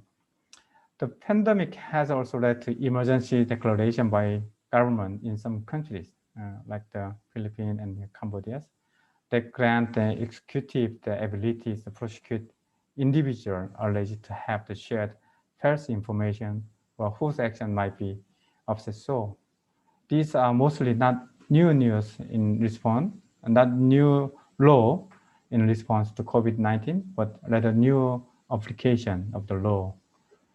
Right.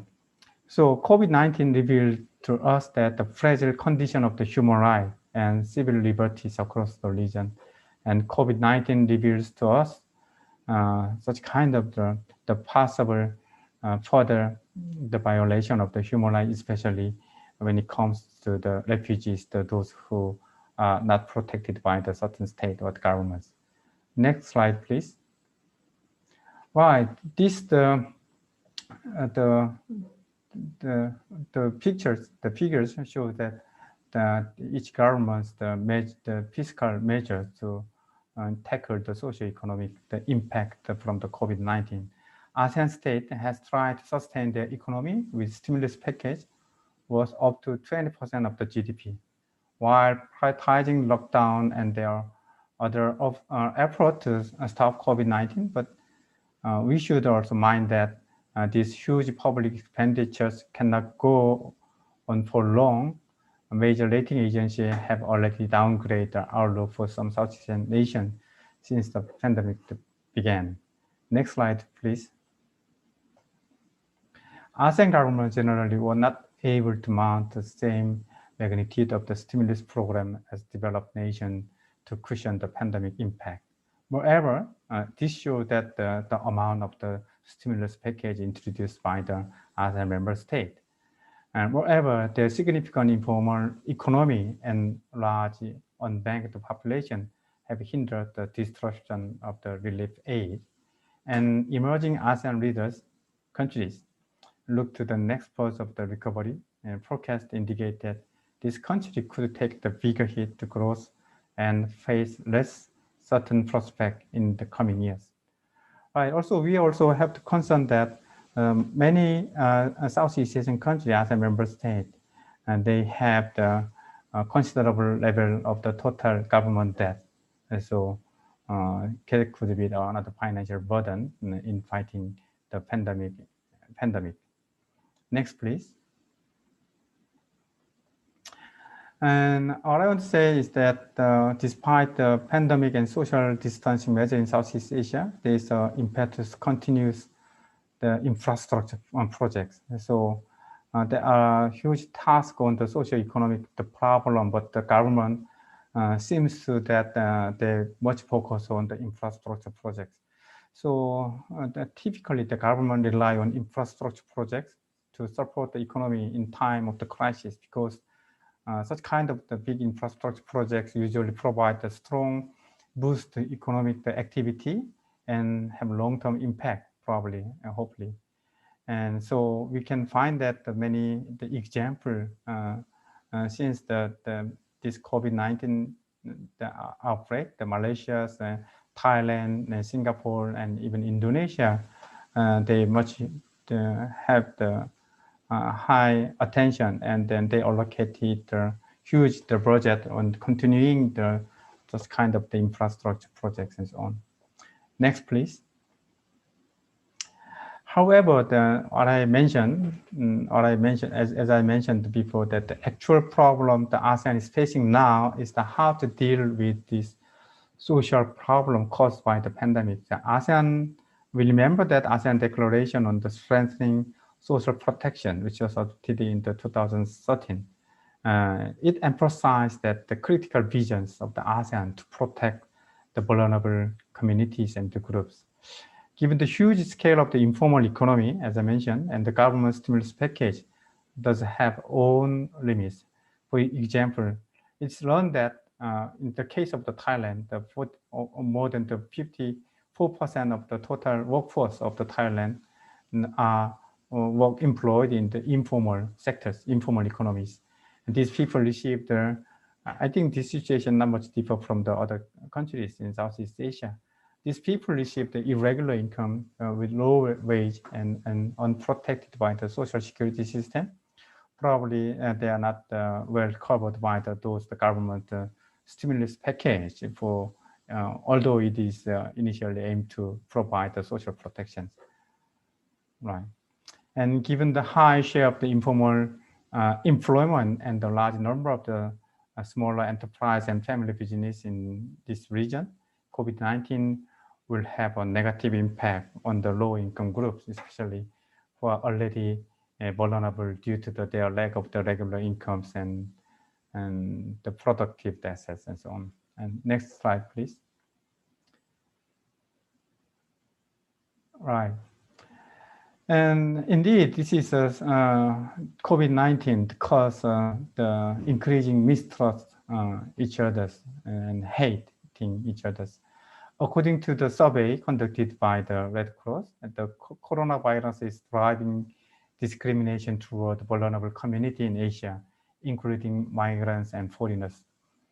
They actually surveyed the 5,000 people in Indonesia, Malaysia, Myanmar, and Pakistan, and they found that then half of them blamed the specific group for spreading the coronavirus, with many mentioning the Chinese people and immigrants and the foreigners. More than half of Indonesians surveyed blamed the foreigners and then rule breakers, while in Malaysia, the group most often thought to be the responsible were people from the China and other foreigners. In Malaysia, so not different from the two countries, 2/3 blame that specific group, mostly frequently mentioning the migrant, foreign tourists, and illegal foreigners. Right. So this could be another hurdle and the big challenges for, especially in terms of the social cultural dimension of the ASEAN community building. Next, please. And this picture shows that what people fear and worry related to COVID-19, which presented various issues. And also, I think it shows that how COVID-19 has come to our daily life closely. And next slide, please. To deal with the complex problem caused by COVID-19, I think we need to adopt the human security concept. The concept of human security gained prominence in Southeast Asia in the aftermath of the Asian financial crisis. In a rapidly changing ASEAN's customs, the list of the human insecurity covers issues of the both development and security, and fell within the ambit of the both freedom from want and freedom from fears. In order to advance human security, ASEAN states must be imbued with the political will to act decisively in addressing human insecurities and to work with other actors in promoting protection and empowerment of the people and the community. Next slide, please. I think that in order to prepare for and tackle the wider range of the threat to our the human security, so we should ask some questions. That is a fundamental question. What or who is being protected? There's some cases the country and state and regime and the political parties are well protected, while the ordinary peoples are not. And what the threats are they being protected against, and who is doing the protecting, and how is the protection being provided? This question should be a starting point to incorporate the concept of the human security into the process of the ASEAN security building. In its classical form, national security involved the protecting nation state from the military aggressions. But nowadays, I mean, the concept of and then the source of the threat has changed and much expanded to the wide range of the threat. So nation states now face other threats, in particular in terms of the public health, transcend national borders, and endanger safety and well-being of the not only the people in the national boundary, but the region and even the global levels. And also, we also have to see that the deep nature of the global and regional threat, such as the COVID-19, means that they can be eventually reduced, but unfortunately, there's little hope that almost completely eliminated in near futures. So probably it is the more reasonable. We can expect that the building process should be focused more on the human security oriented around the human well-being, refocusing on the human health and prosperity and opportunity, as it claimed long on people-oriented community and people-centered communities. Next slide, please. So what I would say is that as the government's role is apparently becomes more important in dealing with the economic crisis for financial support, and we also need to adopt a social cultural notion while we pursue the ASEAN economic community, not solely based on the neoliberalism, but also we need to adopt a certain the social dimensions and social aspect in the process of the ASEAN economic communities, which need to emphasize the issues of the unprotected peoples, which may lag behind in the process of the regional economic integration. And larger government's role and the helps are much needed given the complexity of this crisis. The last slide, please. All right. So in concluding my remarks, I want to say again, the ASEAN should adopt and implement the concept of the human security in dealing with the current pandemic and pursuing the ASEAN community in long term at a time of the grave COVID-19 crisis. And also ASEAN need to recognize and uphold the people's sovereignty and people's right and premise on friendships and peaceful coexistence and pro-people alternative instead of the neoliberal economic integration. Right, and that's it. And thank you for your attention. Thank you very much, Prof. Kim. This is, I think, the way how he describes ASEAN and Southeast Asian countries as well as ASEAN, face the challenges of COVID-19. There are some questions basically here. I can read some. For example, Sultan Abdullah was asking about why some countries make a fake data of using COVID-19. Yeah, there are so many what you call hawks probably in social media and so as well. Probably you can also answer 3 questions first, Kim. Yeah, this is the first one. The second one from Marvel, I think. Will patient development and distribution be a political problem that we face in the future? Patient and development and distributions. And then will there be an equality in distribution that will mainly be geared to developed countries? Oh, I was asking about this inequality in distribution that geared by the developing countries? Probably that question, Kim, you can respond with, Prof. Kim. Right. Thank you for your the meaningful questions. First thing, I think there's some growing concern about the possibility of having the big brothers. I mean, while we struggle with this pandemic, so there's some certain necessity to adopt the IT technologies and to trace that the movements of the people who are affected by the disease and so on. I think the case of the South Korea, I think is still the struggle to control the number of the new cases under the 100. But I think still it can claim that successfully, relatively successfully manage the COVID-19 in terms of the containing and then the robust screenings and the quarantines and so on.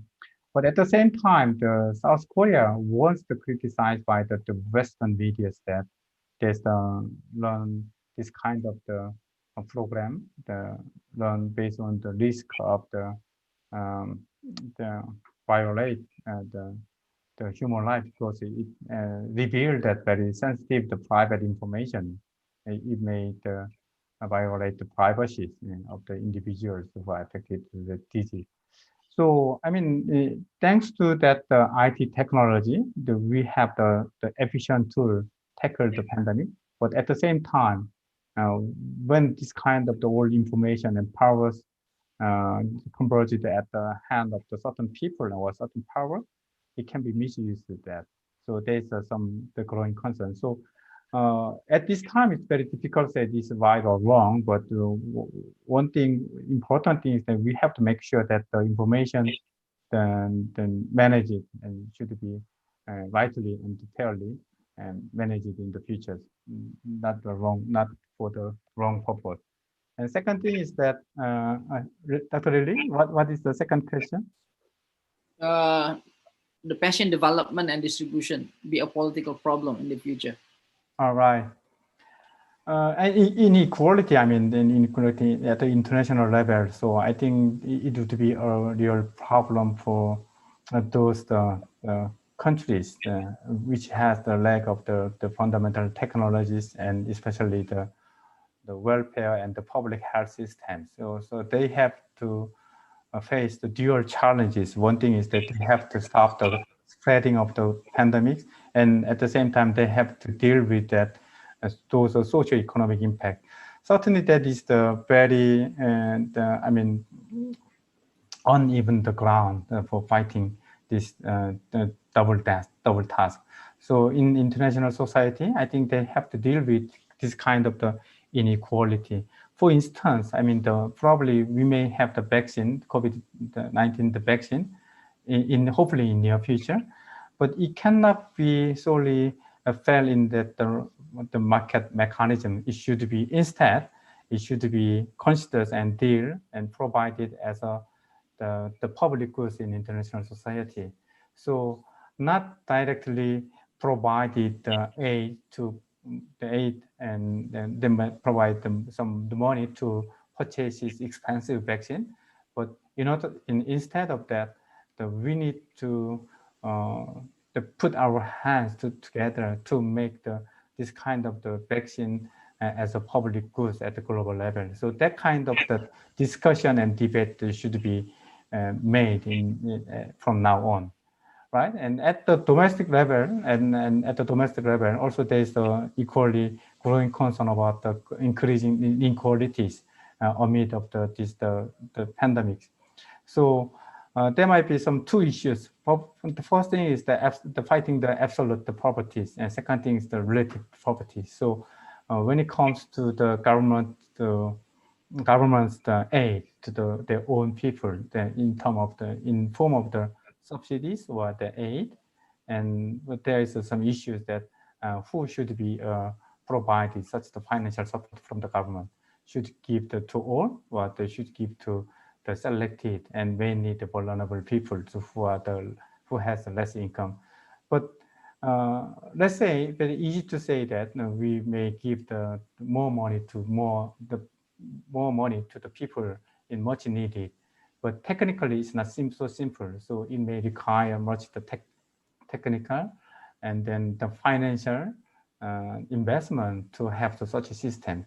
So in near future, we may have another problems, so which may put the people at the risk of that such kind of economic and the health security. So we need to try to set up that, and we should start the discussion about that, how we deal those crises, and with particular reference to reducing inequality in a more just way. Thank you. Okay, last question probably is from our colleagues, Dr. Nurul Isnaini, the Head Department of International Relations from University of Indonesia. Dr. Kim, how is the commitment of South Korea for multilateralism at the both global and regional level, such as ASEAN Plus 3 and so forth? Right. Would South Korea be a promising a breakthrough or playing a prominent role in recovering the situation? Right. Actually, as I know that South Korea actually is famous for somehow some efficient mechanism which introduced in process of tackling the COVID-19. For instance, the drive through the test kit and such kind of the test kit and the medical equipment. So South Korean government has committed to provide such kind of the medical and equipment, including mask and the testing kit and so on, to those neighboring countries, including the Indonesia and so on. So I think that is very natural and then something the basic responsibility. But at the same time, apart from that, this bilateral cooperation, the South Korea actually leading the discussion of the having regional mechanism at the level of the ASEAN Plus 3. For instance, South Korea has initiated the ASEAN Plus 3 reserve of the essential medical supplies and the COVID-19 response fund and so on. So I think the two initiatives, I don't say that the South Korea the claim is the ownership of these ideas, but this mainly shared and supported by the regional leaders. And finally, these ideas were adopted by the ASEAN leaders as an official initiative at the ASEAN level. So what I want to say is actually, if we learn the lessons from the previous crisis we have faced through the history, as cases of the ASEAN financial crisis, we have developed that ASEAN Plus 3 mechanism. And from the SARS cases, we also have developed ASEAN Plus 3. So these cases and pandemic and COVID-19, I think this is also good time. We can further enhance the regional mechanism and sharing the spirit of the community with ASEAN. Thank you. Okay, thank you very much. I think there are some questions, but I think probably we can join it from this session into a session of Professor Mark, because he's talking about politics of the COVID-19. Probably he will be touching on that particular issue. Okay, I think due to the time limit, Professor Kim, thank you very much for your enlightened presentations. I think let us give our round of applause for Professor Kim for the presentation. Thank you so much, Dr. Lily and the colleagues and friends. Okay, but therefore I would like to hand over the forum to the MC. Willie, please take over. Thank you very much, Dr. Lily Yuliadi and Professor Dr. Kim Yong-jong from South Korea. Now, the committee would like to hand over a certificate to Associate Professor Dr. Kim Yong-jong on your remarkable contribution to ICOBIRD 2020. Thank you very much, Professor Kim Yong-jong. Thank you. Furthermore, a token of appreciation will also be sent to your email alongside a gift from the committee. Thank you. The committee shall now take a photo with Professor Dr. Kim Yong-jong. I kindly ask all participants to open your camera. Now, I shall assist with a countdown. 3, 2, 1. Once again, 3, 2, 1. With that, I thank you very much, Professor Kim Young-jong, and please give a round of applause to Professor Kim Young-jong from South Korea. Now, ladies and gentlemen, distinguished guests, we are welcoming Dr. Ella Prihatini as our moderator for the third keynote session.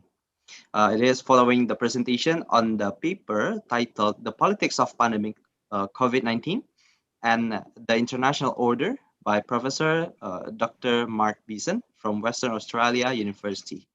For Dr. Ella, the time is yours. Thank you very much, Willie, for the introduction. It's very, very exciting for everyone here. It is really a privilege for all of us here joining this conference today and tomorrow that we could listen to prominent IR scholars from 3 countries. One from Kuala Lumpur, as we've listened, and then we move to Seoul and then Perth shortly. That means we have esteemed speakers representing Malaysia, South Korea, and Australia. So it is also an honor for me to introduce our third keynote speaker, who happened to be my PhD supervisor at UWA. Thank you, Mark, for joining us since the opening of the conference. I really appreciate it. So Professor Mark Beeson is a professor of international politics at the University of Western Australia, UWA in Perth, Australia. Before joining UWA, he taught at Murdoch University, also in Perth, that university, Griffith, Queensland, York in UK, and Birmingham, where he was also the head of the department. Mark is the founding editor of the Critical Studies of the Asia Pacific. As a prolific scholar, Mark has published in various high-impact journals. He has also published seminal books on international political economy, IPE, and especially on regionalism. So regionalism and globalization in East Asia, politics, security, and economic development was published in 2007, and it's one of his seminal books. And then also his latest book, I need to introduce this to you because it's very important, that the title is Rethinking Global Governance. That was published by Palgrave just last year. So the title of the presentation is The Politics of Pandemic, COVID-19 and the International Order. Let me briefly read the abstract for you. The health emergency sparked by the coronavirus pandemic has rapidly turned into a wider politic and economic crisis. Significantly, it is not just the health systems of different countries that have been subjected to a very public comparative examination, but so have the political systems that have sought to manage them. The response of the United States has been strikingly bad, and this has undermined confidence in its ability to play an effective leadership role in an international order. It did so much to create. So the prospects for cooperation between China and the US on health policy and other vital issues such as climate change have been very further eroded as a result. So this presentation considers the political consequences of the pandemic on the current international order and our collaborative ability to deal with major transnational problems. For this session, I would like to mark the time.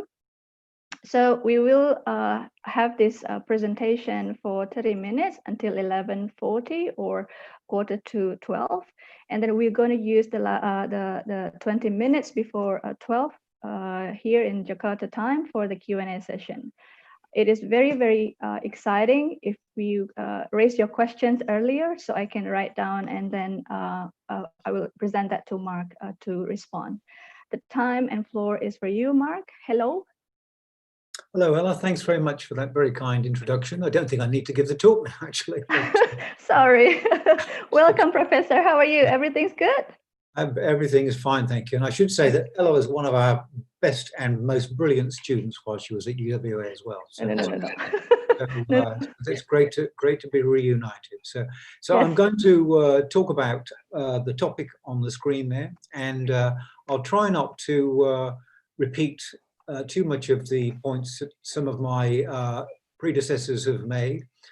So I'll go on to the first slide, if I may, please. Ella, you're going to control the slides, aren't you? Yes. Yes. Okay. So if you'd like to put the first one on, please.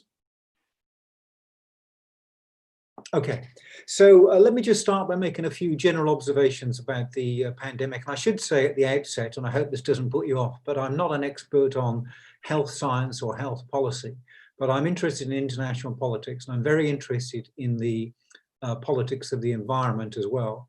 And I think one of the striking things about the crisis has been the fact that it's highlighted the fact that we are collectively responsible for this pandemic and some of the others that have happened recently. And that's partly because of the impact we're collectively having on the biosphere and the fact that we interact with the natural environment to an extent and in ways that we've never done before. And I think that's one of the things that's coming back to affect us, unfortunately.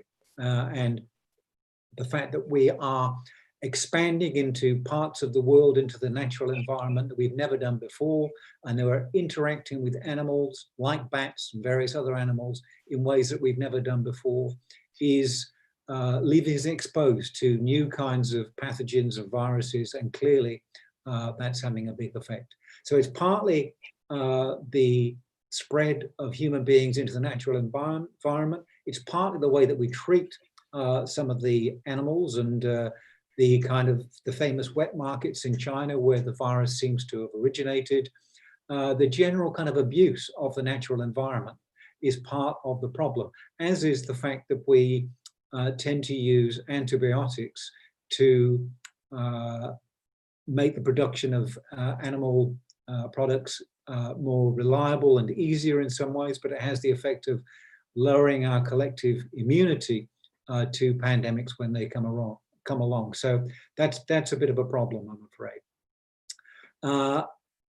The only surprise about the latest pandemic is that it's had an impact across the world. And normally, if we can use that term, things like SARS and Ebola have been restricted to certain parts of the world, and some of the richer parts of the world haven't been affected at all.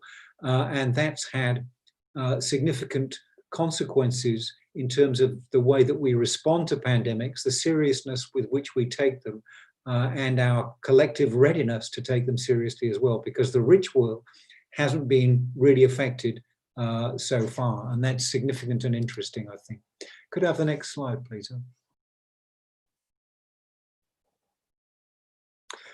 So one of the paradoxes about this particular pandemic, I think, is that it's highlights the good and bad things about globalization. Now, globalization is a very big topic, and I won't attempt to unpack it today, but suffice to say that we are much more interconnected, interdependent, and able to move around the world in ways that we have never been able to do before, and we're kind of dependent on that for the reasons that Professor Kim was talking about earlier on in terms of global production chains and those kinds of things.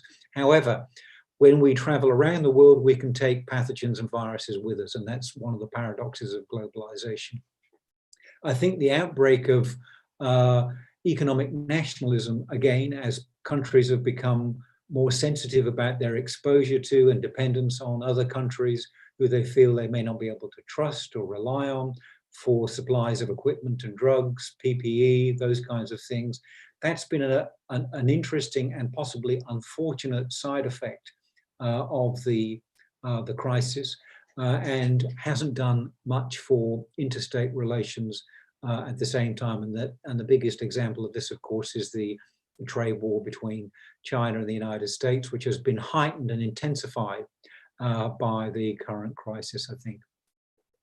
One of the other things that's interesting, I think, is that for me at least, the crisis has highlighted the fact that many of our policies towards security have been ill-conceived and focused on many of the wrong kinds of things.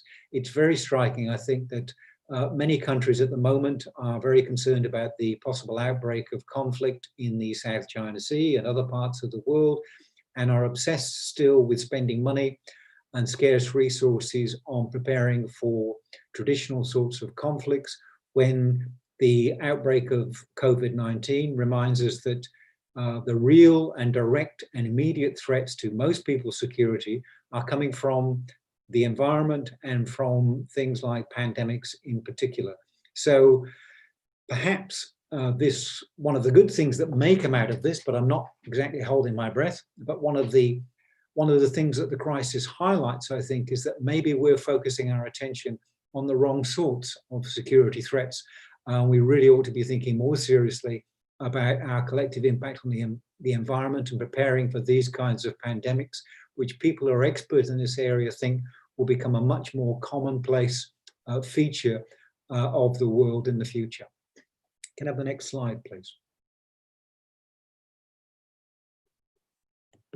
So the other thing that the pandemic has done is to shine a very revealing light on the political capacities and the political responses of different countries around the world. And this is comparative politics 101 in a sense. So there have been some strikingly different responses to the crisis.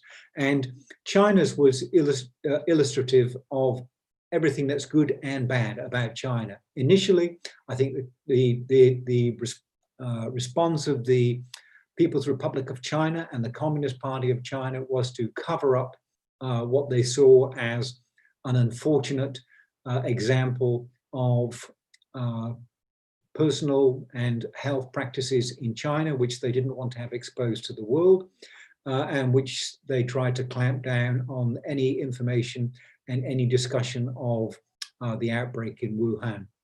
However, I think once they realized that this was impossible to do, that is to clamp down on information effectively, then they decided to swing the authoritarian state into action and to clamp down pretty effectively, it has to be said, and to lock down a city of 11 million people in Wuhan.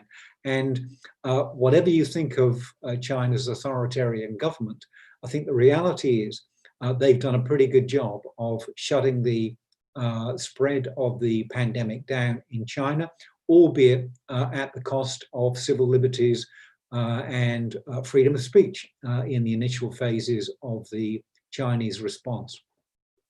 Now, the United States is a very different kind of country at the best of times, but clearly these are not the best of times, particularly in the United States.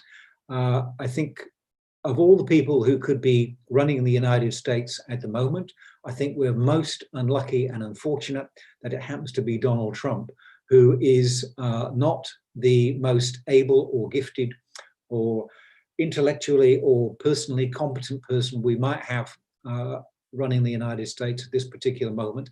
And that's exacerbated some of the underlying problems that are already in place in the United States. And strikingly, despite being the richest country in the world, the United States has one of the worst healthcare systems in the world for poor people. If you're rich, it's fine. You can get the best of everything in the United States, but if you're poor, it's not very good. And economic inequality is becoming worse in the United States. And this has been highlighted during the pandemic. So all of those kind of underlying problems of public policy and competence and the absence of effective political leadership in the United States, all of those weaknesses have been thrown into sharp relief by the crisis. And they also compare very unfavorably, of course, with the response of China.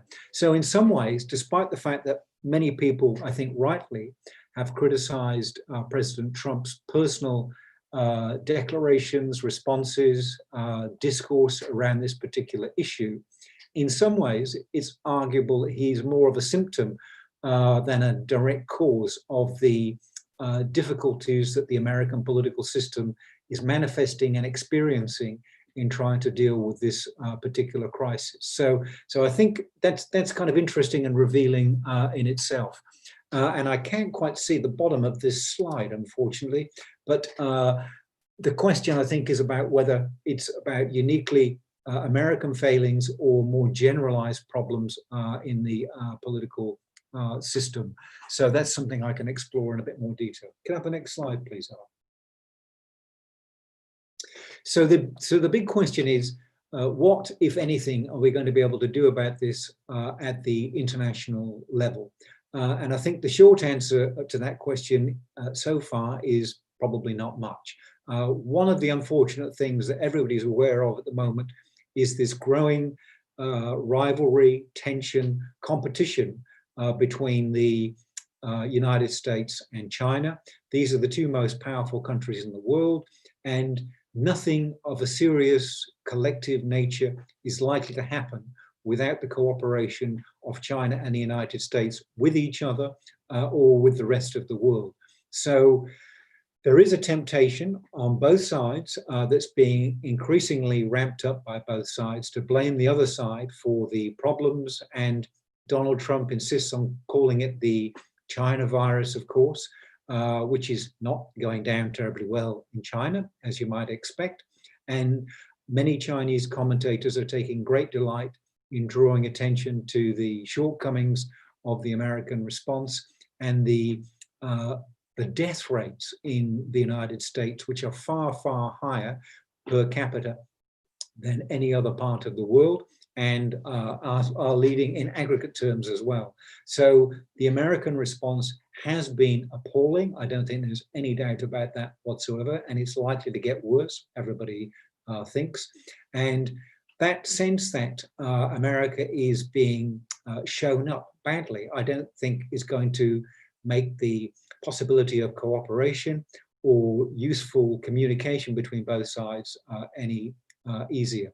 The big point, I think, as far as the bilateral relationship is concerned, is about the possible unraveling of the economic interdependence between China and the United States, which I think has generally been a good thing, because the historical evidence suggests that countries that have deeply entrenched economic interdependence are much less likely to go to war with each other. In other words, it has a pacifying effect on both sides. If that economic interdependence is breaking down, if economic nationalism is beginning to re-emerge, then I think that's not likely to do much for either the economic welfare of both countries or, arguably, the future prospects for peaceful coexistence. The other thing that's happening across the world, of course, and not just in the United States and China, is that there's been a growing rise of so-called strongmen leaders in places like Brazil, Turkey, other places.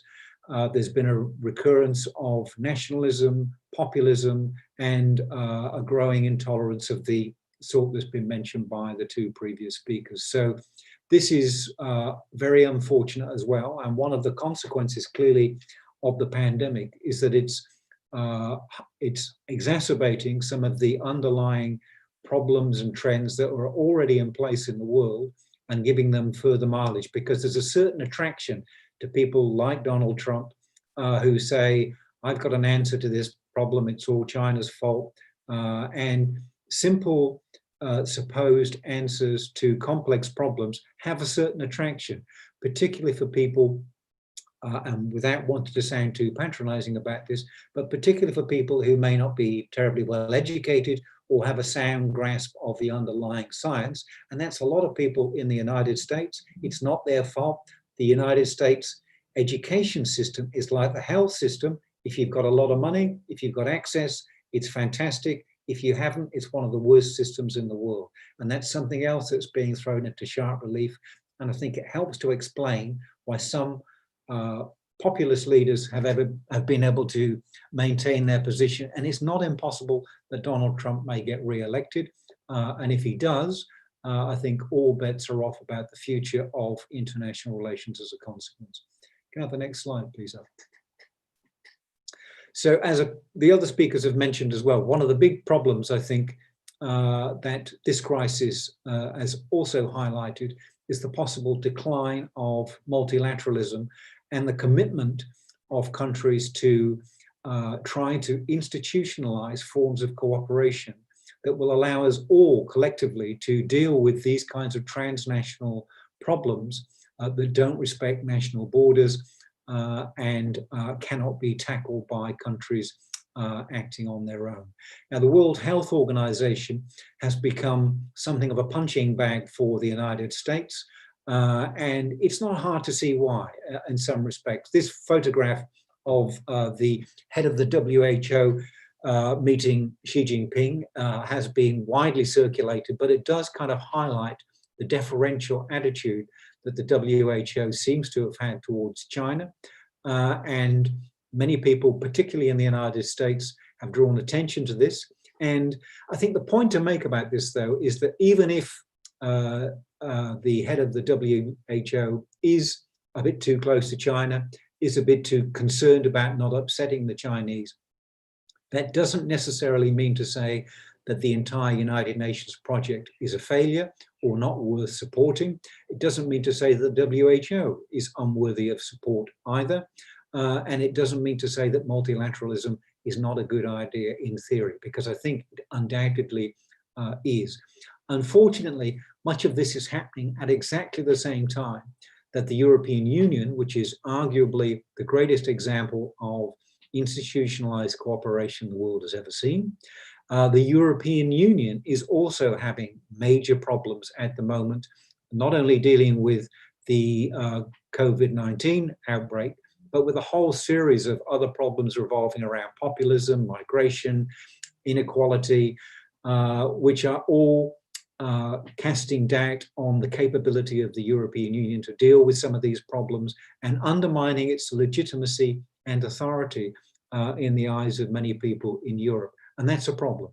And it's helping to feed the rise of populists, anti-democrats, and bringing about even more tensions in broadly conceived North-South relations. So that's a bit unfortunate as well. And this point about not a good time to be a cosmopolitan is partly directed towards some of my delightful and well-intentioned colleagues in the international relations community. And many of them are inspiring individuals who hope that cosmopolitan attitudes can save the day and that we'll all recognize that we're citizens of the world and band together and fix these problems. I sincerely hope they're right. I fear that these kinds of problems and tensions will make that kind of sunny, optimistic view much more difficult to realize, and that's very unfortunate. But I think it's a good time to think critically about the so-called international community, which is often invoked at these kinds of times. The international community must pull together, but it's not entirely obvious who the international community is. It's usually the United States and a handful of key allies like Australia. If there is to be a real international community, it has to be one that involves China as one of the biggest powers in the world. It has to take China seriously. It has to find a way of engaging both China and the United States genuinely in multilateral institutions that actually have a capacity to work effectively and make demands of the most powerful countries in the world to take them seriously. Can I have the next slide, please, Ella?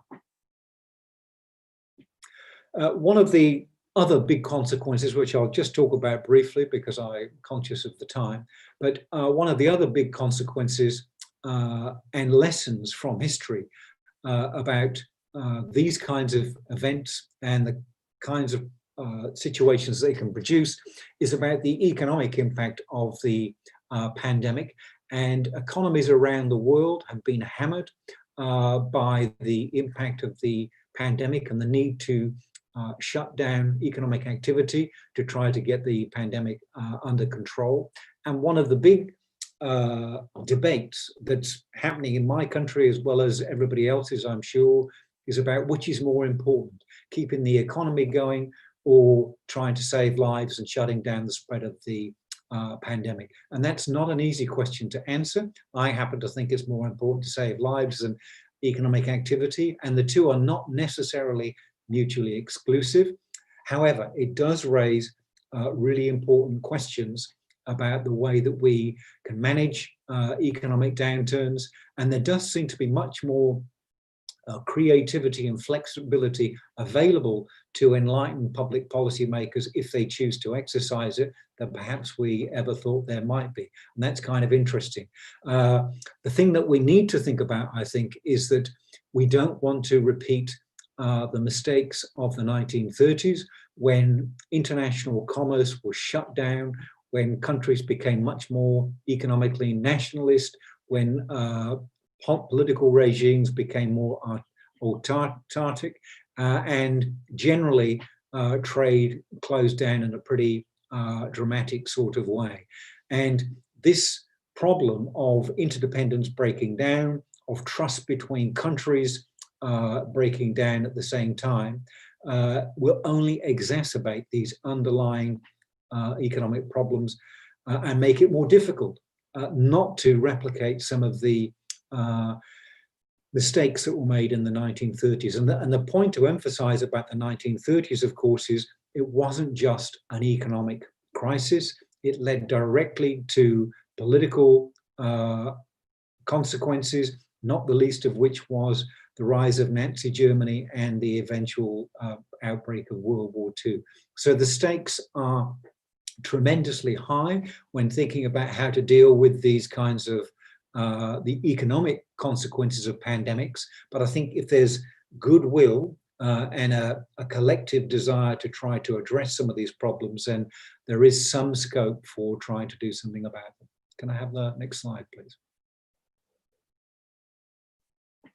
So by way of conclusion, let me just make a few observations about the general nature of the crisis and the kinds of things that it might or might not lead to. So arguably, one of the good things, perhaps, if we choose to think about it in that way, is that it does compel, yet again, one might have hoped that this message might have already got through to policymakers around the world, but I think the crisis highlights once again that our relationship with the natural environment is one of the kind of most important determining things in the world at any time, but it's particularly acute at the moment. And if we don't think seriously about this, we're going to see a repetition of these kinds of pandemics and no doubt other environmental consequences as well, like global warming. So we've really got to take the environment much, much more seriously than we have done so far and act upon it much more quickly than we have done so far as well. And you would hope that was a given, but clearly it's not yet.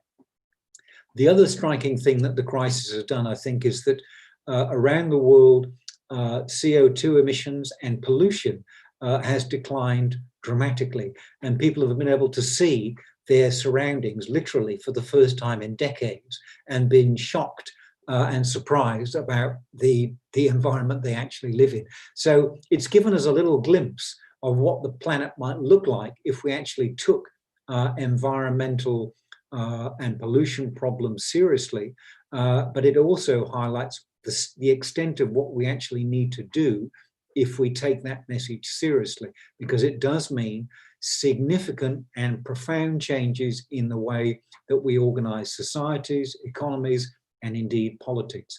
And I'm not sure there's much appetite or capacity amongst many of the policymakers who are responsible for doing some of these things at the moment. One of the key problems is what's known as a collective action problem.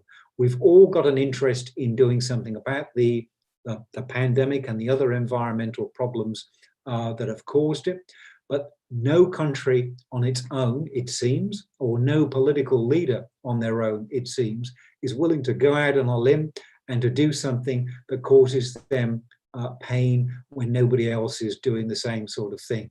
Interestingly, there may be some hope from a surprising quarter.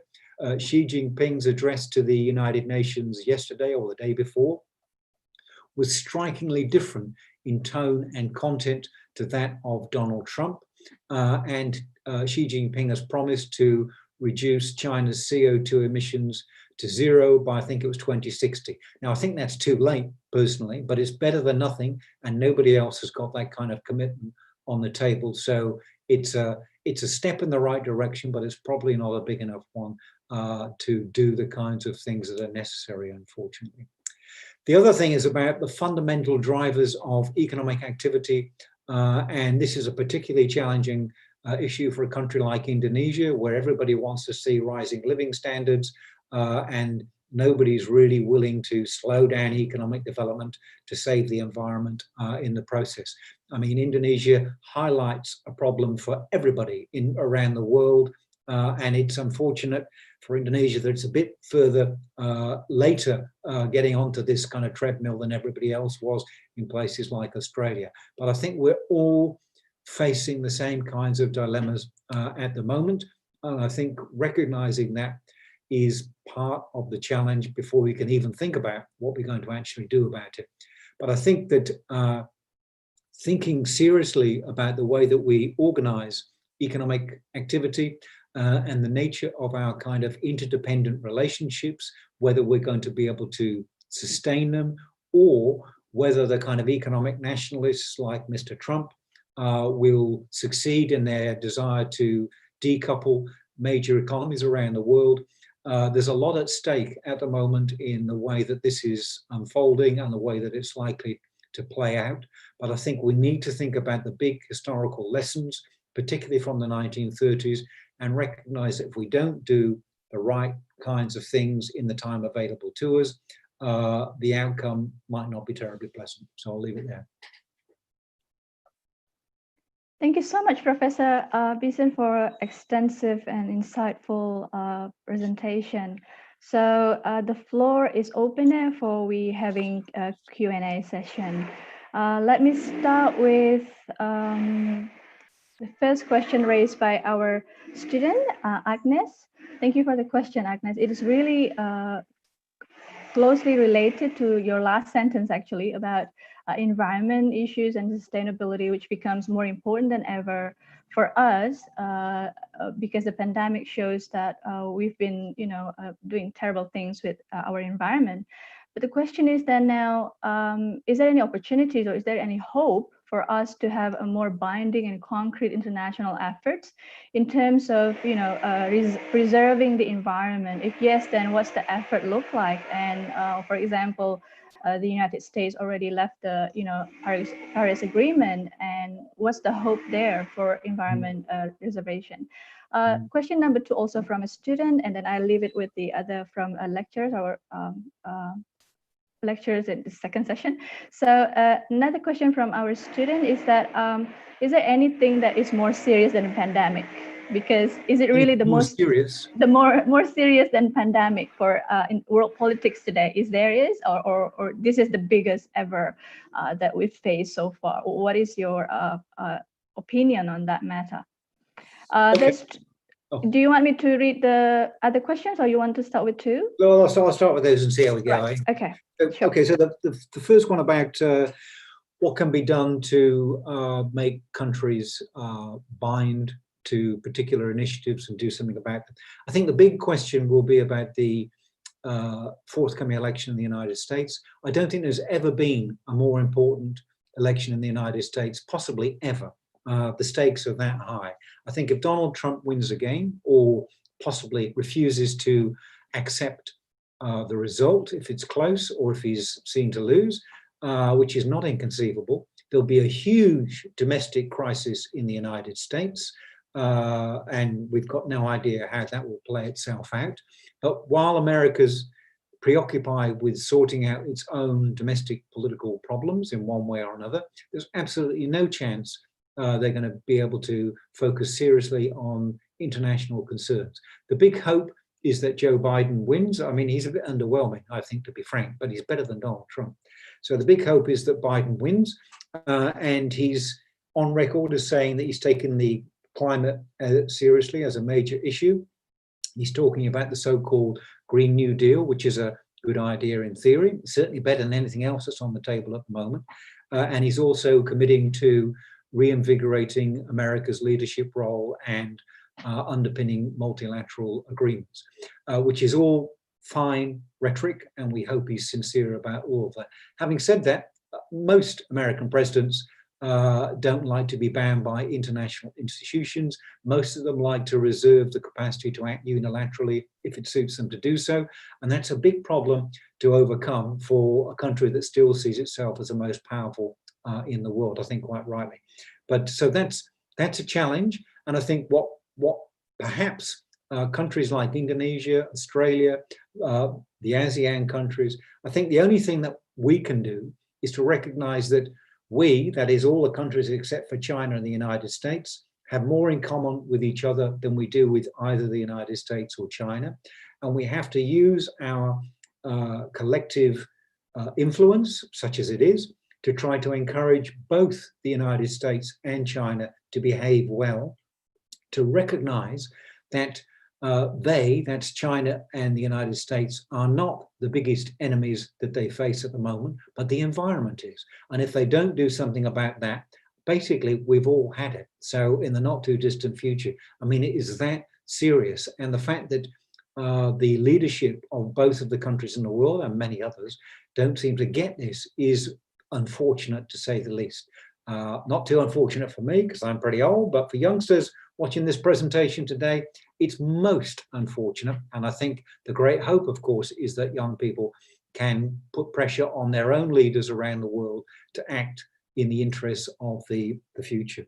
So is the pandemic the biggest problem in the world? Yes and no. It's the biggest immediate problem because it's killing people in huge numbers. And that's a reminder of what the real nature of security threats and problems is.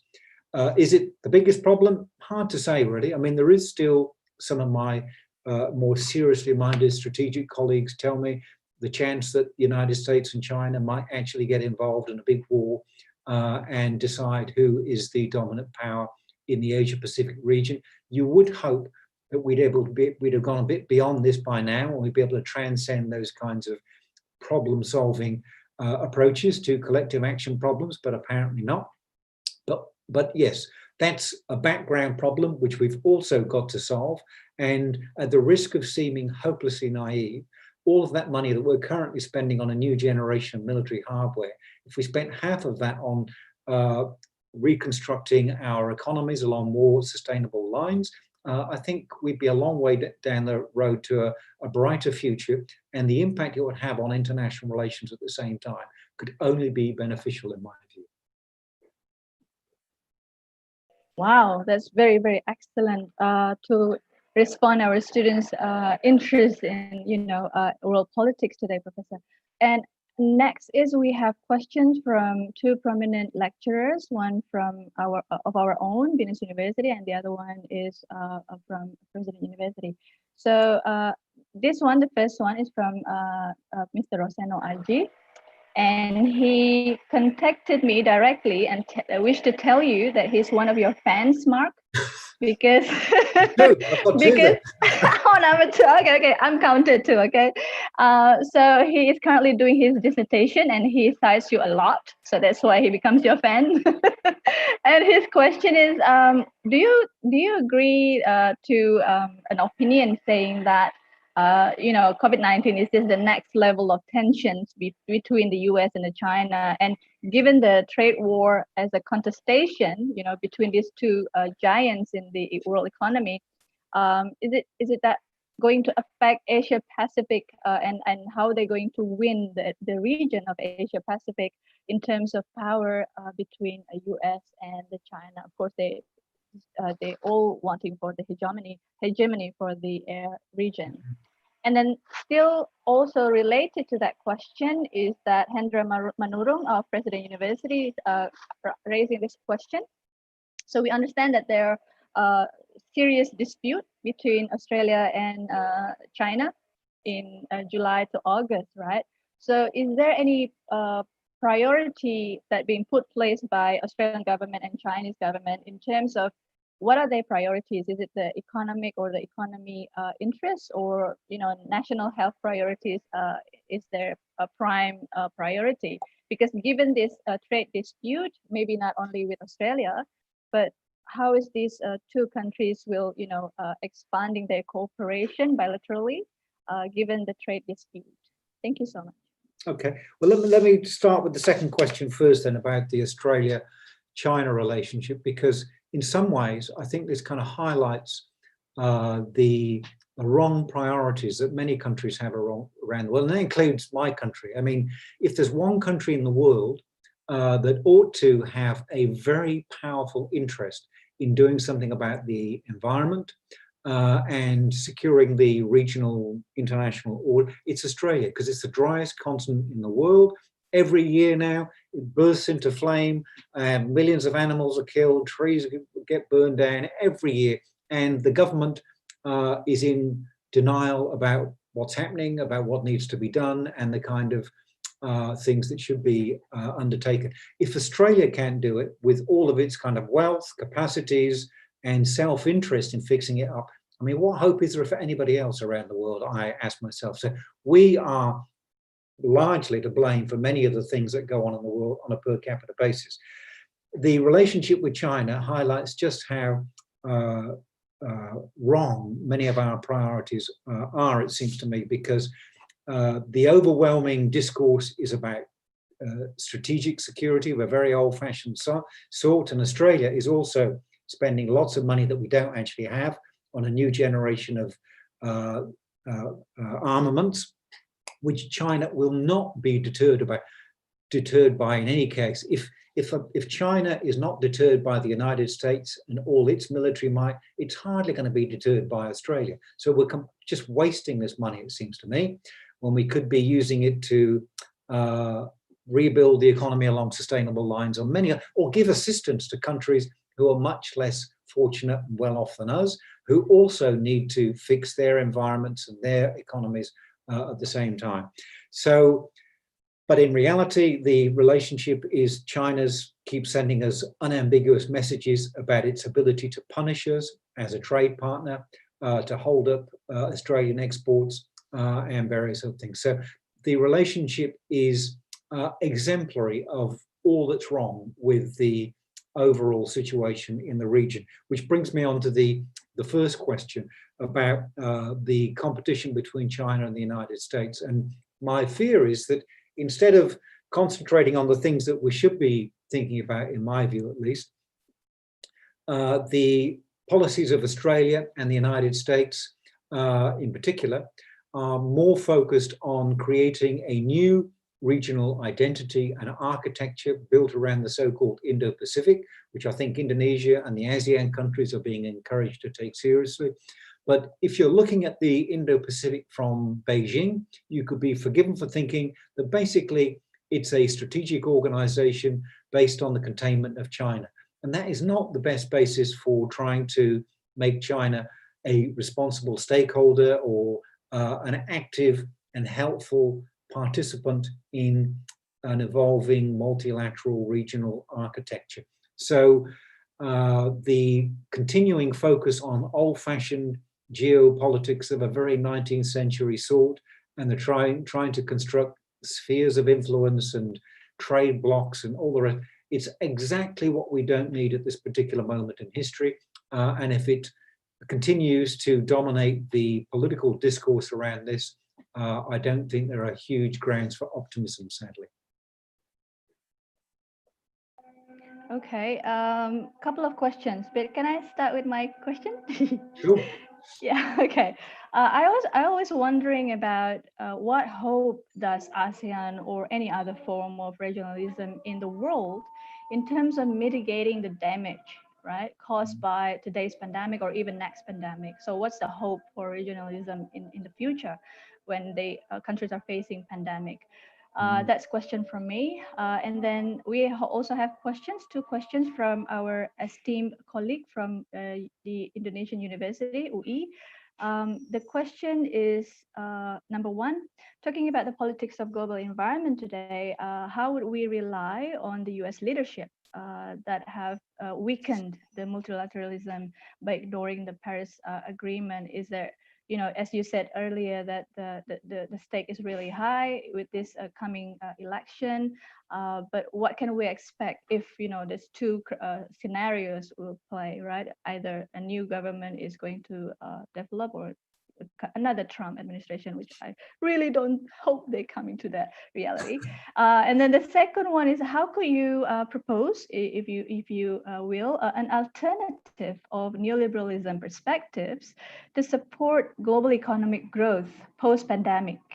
because we clearly seen that the current global capitalism is failing in terms of securing our lives, socioeconomic life during the pandemic era. As you suggested earlier, Professor, that the poor will be the most, affected, and they die earlier, and even marginal groups such as the Black community or, women and children are dying first compared to those who are rich and well off in terms of materials.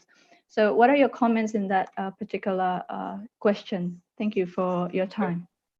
Okay, thanks, Ella. Now let me try and answer your question first, Ella. And I don't mean to be impolite to my hosts and the audience, but if you've ever read anything I've written about ASEAN, you'll know that I'm possibly not ASEAN's greatest admirer in the world. And it's a wonderful organization in theory, and its rhetoric is inspiring and well-intentioned, but the follow-through in actually doing anything is pretty feeble generally. And at the risk of offending all of the Indonesian audience, I mean, the classic example, I'm afraid, is the haze problem every year, which everybody agrees is a bad problem, should do something about it. ASEAN's always saying, oh yes, we're worried about that. Nothing ever happens. And I could launch into a long explanation of why that's the case in my view, but I won't. But that's the general point. ASEAN's a good idea. I'm a big fan of multilateralism. I think that international cooperation, however it's achieved, is a good thing. And I don't want to denigrate ASEAN for the sake of it, but it could do better. And it really needs to lift its game and to tell its members that this is the plan, this is what we're doing, and get some consensus and some actual effectiveness, in my view. But apologies for being, I have been critical of Australia as well, to be fair. So US leadership on the global environment, at the moment there isn't any, I think is the short answer. Or there is, and it's all bad. And it's encouraging people like Bolsonaro and other people to say, well, America's doing this. And Bolsonaro is a classic example of destroying what is a collective good, i.e. the Brazilian rainforest upon which we all depend. And he just says, well, you've done it all. It's ours, it belongs to us, why should we take any notice? And given that nobody in the United States is putting any pressure on them to do otherwise, in fact, Trump has done everything he can to undermine environmental legislation in the United States. It's not surprising that people like Bolsonaro would do that kind of thing. The only hope is that Biden wins and actually is a bit more dynamic and interesting and exciting than he looks to be in the run into this election. But he's probably feels it's essential to keep a low profile so that he doesn't make himself an easy target for Trump's attacks. But if Trump gets back in again, I'm afraid won't be too soon to despair, in my view. But anyway, we just hope for the best. But that's not helpful at all, it seems to me. The last question is a really interesting and important one. And this is about the question about, is there an alternative to neoliberalism or the kind of economic structures that we have in place at the moment? And I think, like ASEAN, in theory, that yes, there are things that we could point to and talk about and say, that's a good idea, we should do this, but none of them are going to be terribly easy. I mean, the paradox about capitalism is it is fantastically good at generating stuff, economic activity, wealth for some people, and lots of the kind of consumer durables that people want to consume. It's fantastically good at all of that kind of stuff, but it's based on the ruthless exploitation of the natural environment frequently, and on a finite resource base on a finite planet. And I don't quite see how 7 billion of us, let alone 11 or 12 or whatever human population levels out at, are going to be able to live like we do in Australia, for example. I'm part of the problem. People like me consume too much. And that's a fundamental problem, part of the problem, that no politician in a democratic country is going to want to go to an election saying we need to reduce our living standards, we need to consume less, we need to travel less, we need to do a whole range of things that would make a real difference to the environment, but nobody's going to want to advocate them. So I think part of the problem that which we have an awful lot of difficulty confronting is that the capitalist system, I think, is not sustainable, certainly not in the way that it's organized at the moment, and possibly not at all. It's not sustainable with a sustainable environment. And that's a pretty fundamental challenge.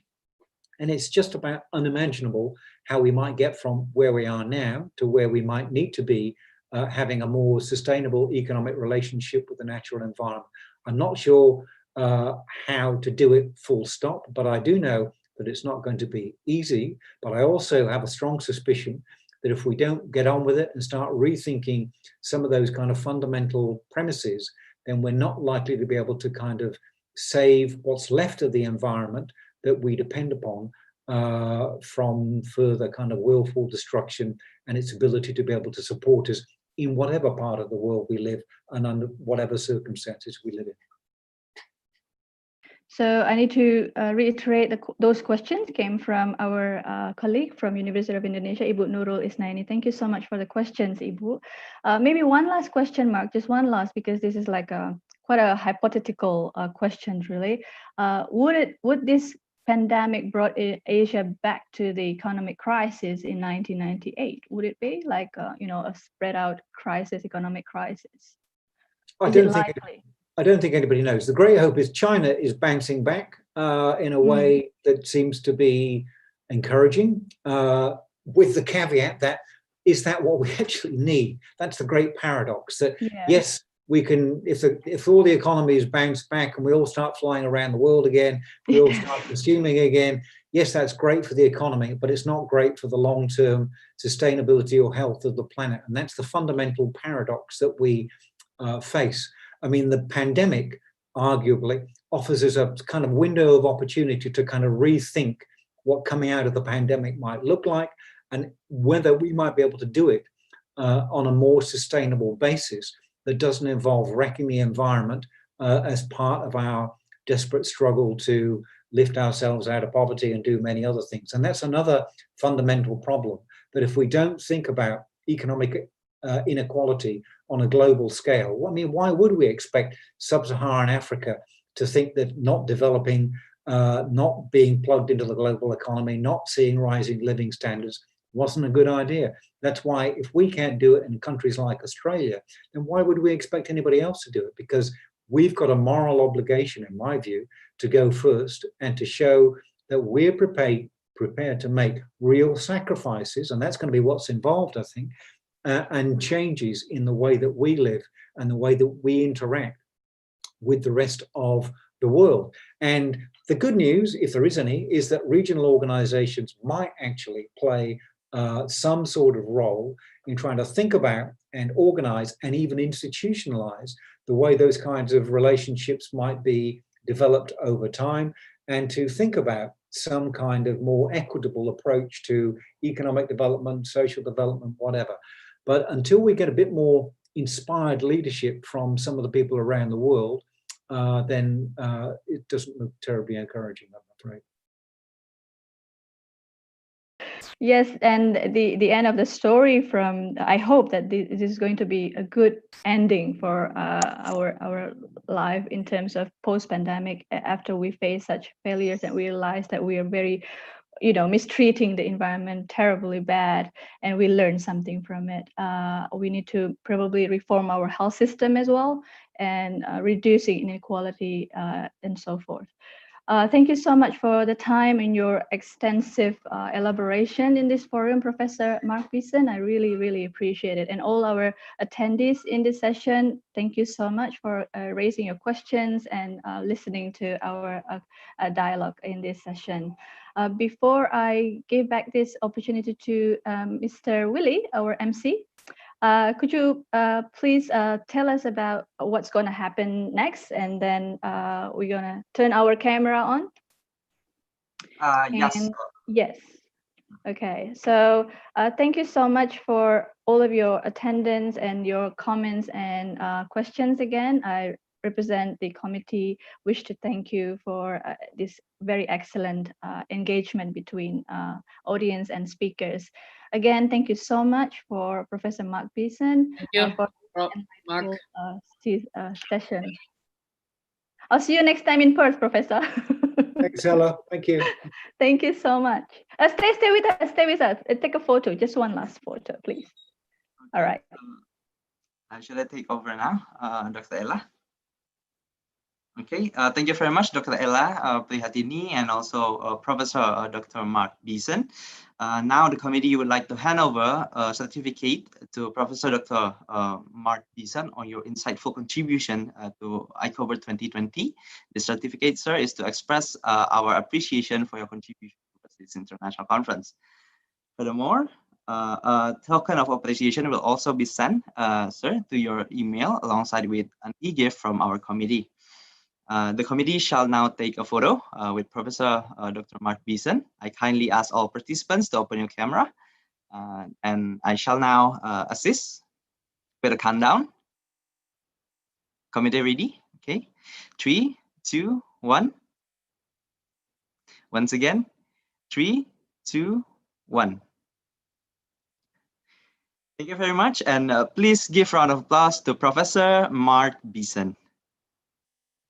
On that note, distinguished guests, ladies and gentlemen, the keynote session for the opening session of the ICOBIRD 2020 has elapsed. However, my excitement remains high because we are now moving to the announcement of the Best Thesis Award. The Best Thesis Award, ladies and gentlemen, is the first of its kind in Venus University. This award is aimed to appreciate the great work of our students at Venus University and further increase the spirit of good competition among students to give their best work in accomplishing their study with Venus University. I now welcome our distinguished lecturers at the International Relations Department of Venus University and member of the Board of Examiners, Mrs. Dayu Nirma Amarwati and Mr. Tangguh Khairil, to announce the Best Thesis Award. This time is yours. Okay, thank you, Willie. Good day, ladies and gentlemen. My name is Tangguh Khairil,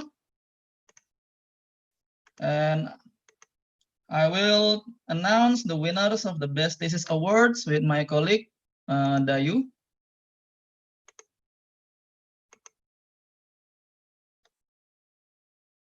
Okay.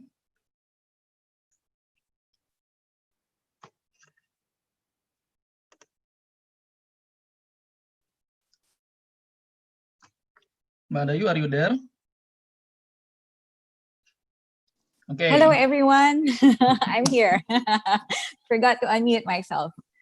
Oh my God. Okay. Okay, so together we will announce the winners of the Best Thesis Awards in our department. First, we would like to thank the students who have submitted their working papers to the Best Thesis Awards. Yeah, there were millions that we have to examine, didn't we, Tangguh? Kidding. There were hundreds that submitted their papers. So thank you, everyone. Okay, and the Board of Jury has assessed those papers. How did we assess those papers? It seems like a distant memory. So how did we do that, Tangguh? Okay, so there are actually 3 criteria for the Best Thesis Awards. First, the clarity of the argument. The paper must have clear arguments which are substantiated in the analysis. And second, it has to be well written. The paper has to be an easy read with good logical flow. And lastly, critical analysis. The paper must have coherent critical analysis, which is based on convincing theory. And without further ado, let us announce the winners of the Best Thesis Awards. Okay, for the Best Thesis number 15, give your applause to Richa Valiesa for the paper titled Nationalist Protest and Collective Memory, Comfort Women and Japan issue in No Japan, No Abe boycott in 2019. Congratulations. And Best Thesis number 14, congratulations to Elia Geraldine with the paper titled An Analysis of Multinational Corporations' Corporate Social Responsibility, Failure of Fast Retailing Group Uniqlo in Implementing Labor Standards in Indonesia. Okay. Then, Best Thesis number 13, welcome Wisnu Setiawan with the paper titled Human Rights Enforcement of Filipino Migrant Workers in Indonesia. Best thesis number 12. Congratulations to Sinta Puspitasari with her paper, The Impact of Instagram on Public Diplomacy Activity by the Japanese Ambassador to Indonesian Public in 2017-2019. And best thesis number 11. Welcome, Alfiani Gracia Susanto with the paper titled Power Transition in the International System, Case Study of the United States and China Trade War. Congratulations. Yeah. Then for best thesis number 10, give it applause to Johannes Cesario Martin with a paper titled China's Educational Soft Power through Confucius Institute, a case study of South Africa. And number 9, congratulations to Adelia Putri Irawan with her paper Regulatory Regionalism and Development of ASEAN Banking Integration. Next, the best thesis number 8 goes to Elika with a paper titled The U.S. National Artificial Intelligence Strategy Against Made in China 2025 Policy. And number 7, congratulations to Hansen Kurniawan Hashim with the paper titled Localism Movement in Hong Kong as a Counter-Hegemony Towards Mainland China, a Gramscian Analysis. And best thesis number 6, welcome to Willy Dwirayuda with a paper titled Popularity Above All, Joko Widodo's Decision to Stay Absent in Deep Sea Mining. For the best thesis number 5, give it applause to Feren Regina Rehata with a paper titled Regime Changes as the Causal Factor Affecting the Implementation of Swedish Feminist Foreign Policy from 2014 to 2018. And number 4, congratulations to Patrick Kurniawan with his paper, UK's Participation in AIIB, A Historical Institution Analysis. Okay. So who made it to the top 3, Tango? Yes, whose thesis is the next Best Thesis Award. Okay. So for the third winner of the Best Thesis Awards, welcome Matthew Emmanuel with a paper titled The Role of Uyghurs Transnational Activism in Germany, Turkey, and the United States 2017 to 2019. Congratulations, Matthew. Congratulations. Now we are approaching the runner-up. Who's the second best? Please announce, Mbak Dayu. For the runner-up of the Best Thesis Awards, drum rolls. Congratulations to Wensni Arpiani Sadi with the paper titled Role of United Liberation Movement for West Papua Transnational Mobilization in Political Claim-Making and Confronting Human Rights Violations in West Papua 2014-2019. And that was under a single breath. I was holding my breath this time. So who won? That's a long title, ya Mbak Dayu, ya. Yeah. And congratulations to Wensni. Yeah, you are the runner-up. And next, finally, we have come to the first winner. So who are we calling, dubbing the best thesis? Who is the champion of this award? I'm dying to know, Tango. Please announce. Okay, for the first winner of the Best Thesis Award, it goes to... Drum roll. Rena Melissa, with a paper titled The Impact of Kashmir Conflict on Women in Jammu and Kashmir. Thank God I didn't have to hold my breath saying the title. Congratulations, Fena. Congratulations, Fena. Okay, so these are the best thesis awards. Top 3 goes to Matthew Emmanuel, the role of Uyghurs transnational activism in Germany, Turkey, and the United States, 2017 to 2019. Wensny Arviani Sadi, the role of ULMWP, transnational mobilization, etc. Yeah, and the winner is Vena Melissa, the impact of Kashmir conflict on women in Jammu and Kashmir. Yes, congratulations, everyone. Okay, so yeah, again, we congratulate all the winners of the Best Thesis Awards.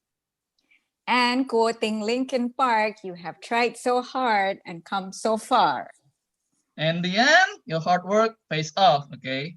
It matters, So, yeah. Yeah. We're so old, quoting Linkin Park. Anyways, we hope that all of you can inspire your juniors and can be the benchmark for everyone writing thesis in the next semester and beyond. And beyond, yeah. And we And also beyond. hope that all of you can go on to have extraordinary, outstanding life after the end of your undergraduate study in our campus. And we also hope, of course, as your lecturers, that you can contribute to the nation, the state, and the people. Use what you have studied for the greater good. Yeah, I think, Tango, we have announced everyone as winners of the Best Thesis Awards. Yes, and we would like to remind you of the next session of ICOBIRD 2020. Yeah, so that marks the end of the announcement. The next parallel session will start at 1:15. And see you at the See next session you. of ICOBIRD 2020. Much, Mr. See you, Tangguh. everyone. Thank you very much, Mr. Tangguh and Mrs. Dayu. And congratulations to all of the 15 awardees of the Best Thesis Award and to the top 3 winners of the Best Thesis Award. Please give a round of applause to the Best Thesis awardees. You've done so far, and it's a great achievement to all of the class of 2020. Ladies and gentlemen, distinguished guests, we are now coming to the end of the opening session of the International Conference on Business, International Relations and Diplomacy 2020. However, before you leave, I have several information to be noted by all of the participants. The first one is kindly be informed that tomorrow's session is the Meet the Director, the Editor session. All authors and presenters are invited to the session, and the link to the Zoom is provided in the rundown and sent to your email. The committee will remind you again in the morning through your email. The second information is that all registered presenters will be given an e-certificate and also an e-gift, which will be sent to your email. The certificate is also available to those who fill the evaluation form at the end of the keynote session. You can find the survey form in the chat box, and please fill in the form right now. And the third information is that all parallel session will be in another Zoom conference according to your sessions, and kindly find your session and its Zoom link at the rundown and your email, which has been sent by the committees. On that note, ladies and gentlemen, we have come to the end of the opening session of the International Conference on Business, International Relations and Diplomacy 2020.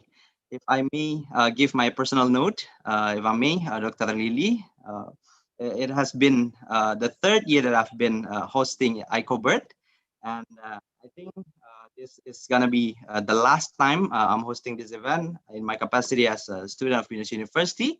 I thank ICOBIRD and all of the lecture series of Venus University, who has provided insights and has developed myself personally, and as well as academically as an academician. And furthermore, I express my highest gratitude to Professor Dr. Tirta Mursitama, and also Head of International Relations Department, Dr. Angga Aditya Elias, and all of the lecturers of IR Venus University on behalf of class 2020. I hope that we'll be in your constant prayers, and I wish that you would wish us good luck so we can contribute ourselves to the nations and to everything that we are doing in our very own disciplines. On behalf of the committee of ICOBIRD 2020, ladies and gentlemen, distinguished guests, I also apologize if there is any weaknesses in the conduct of this conference. My name is Willy Dwirayuda. I thank you all for coming to International Conference on Business, International Relations and Diplomacy 2020.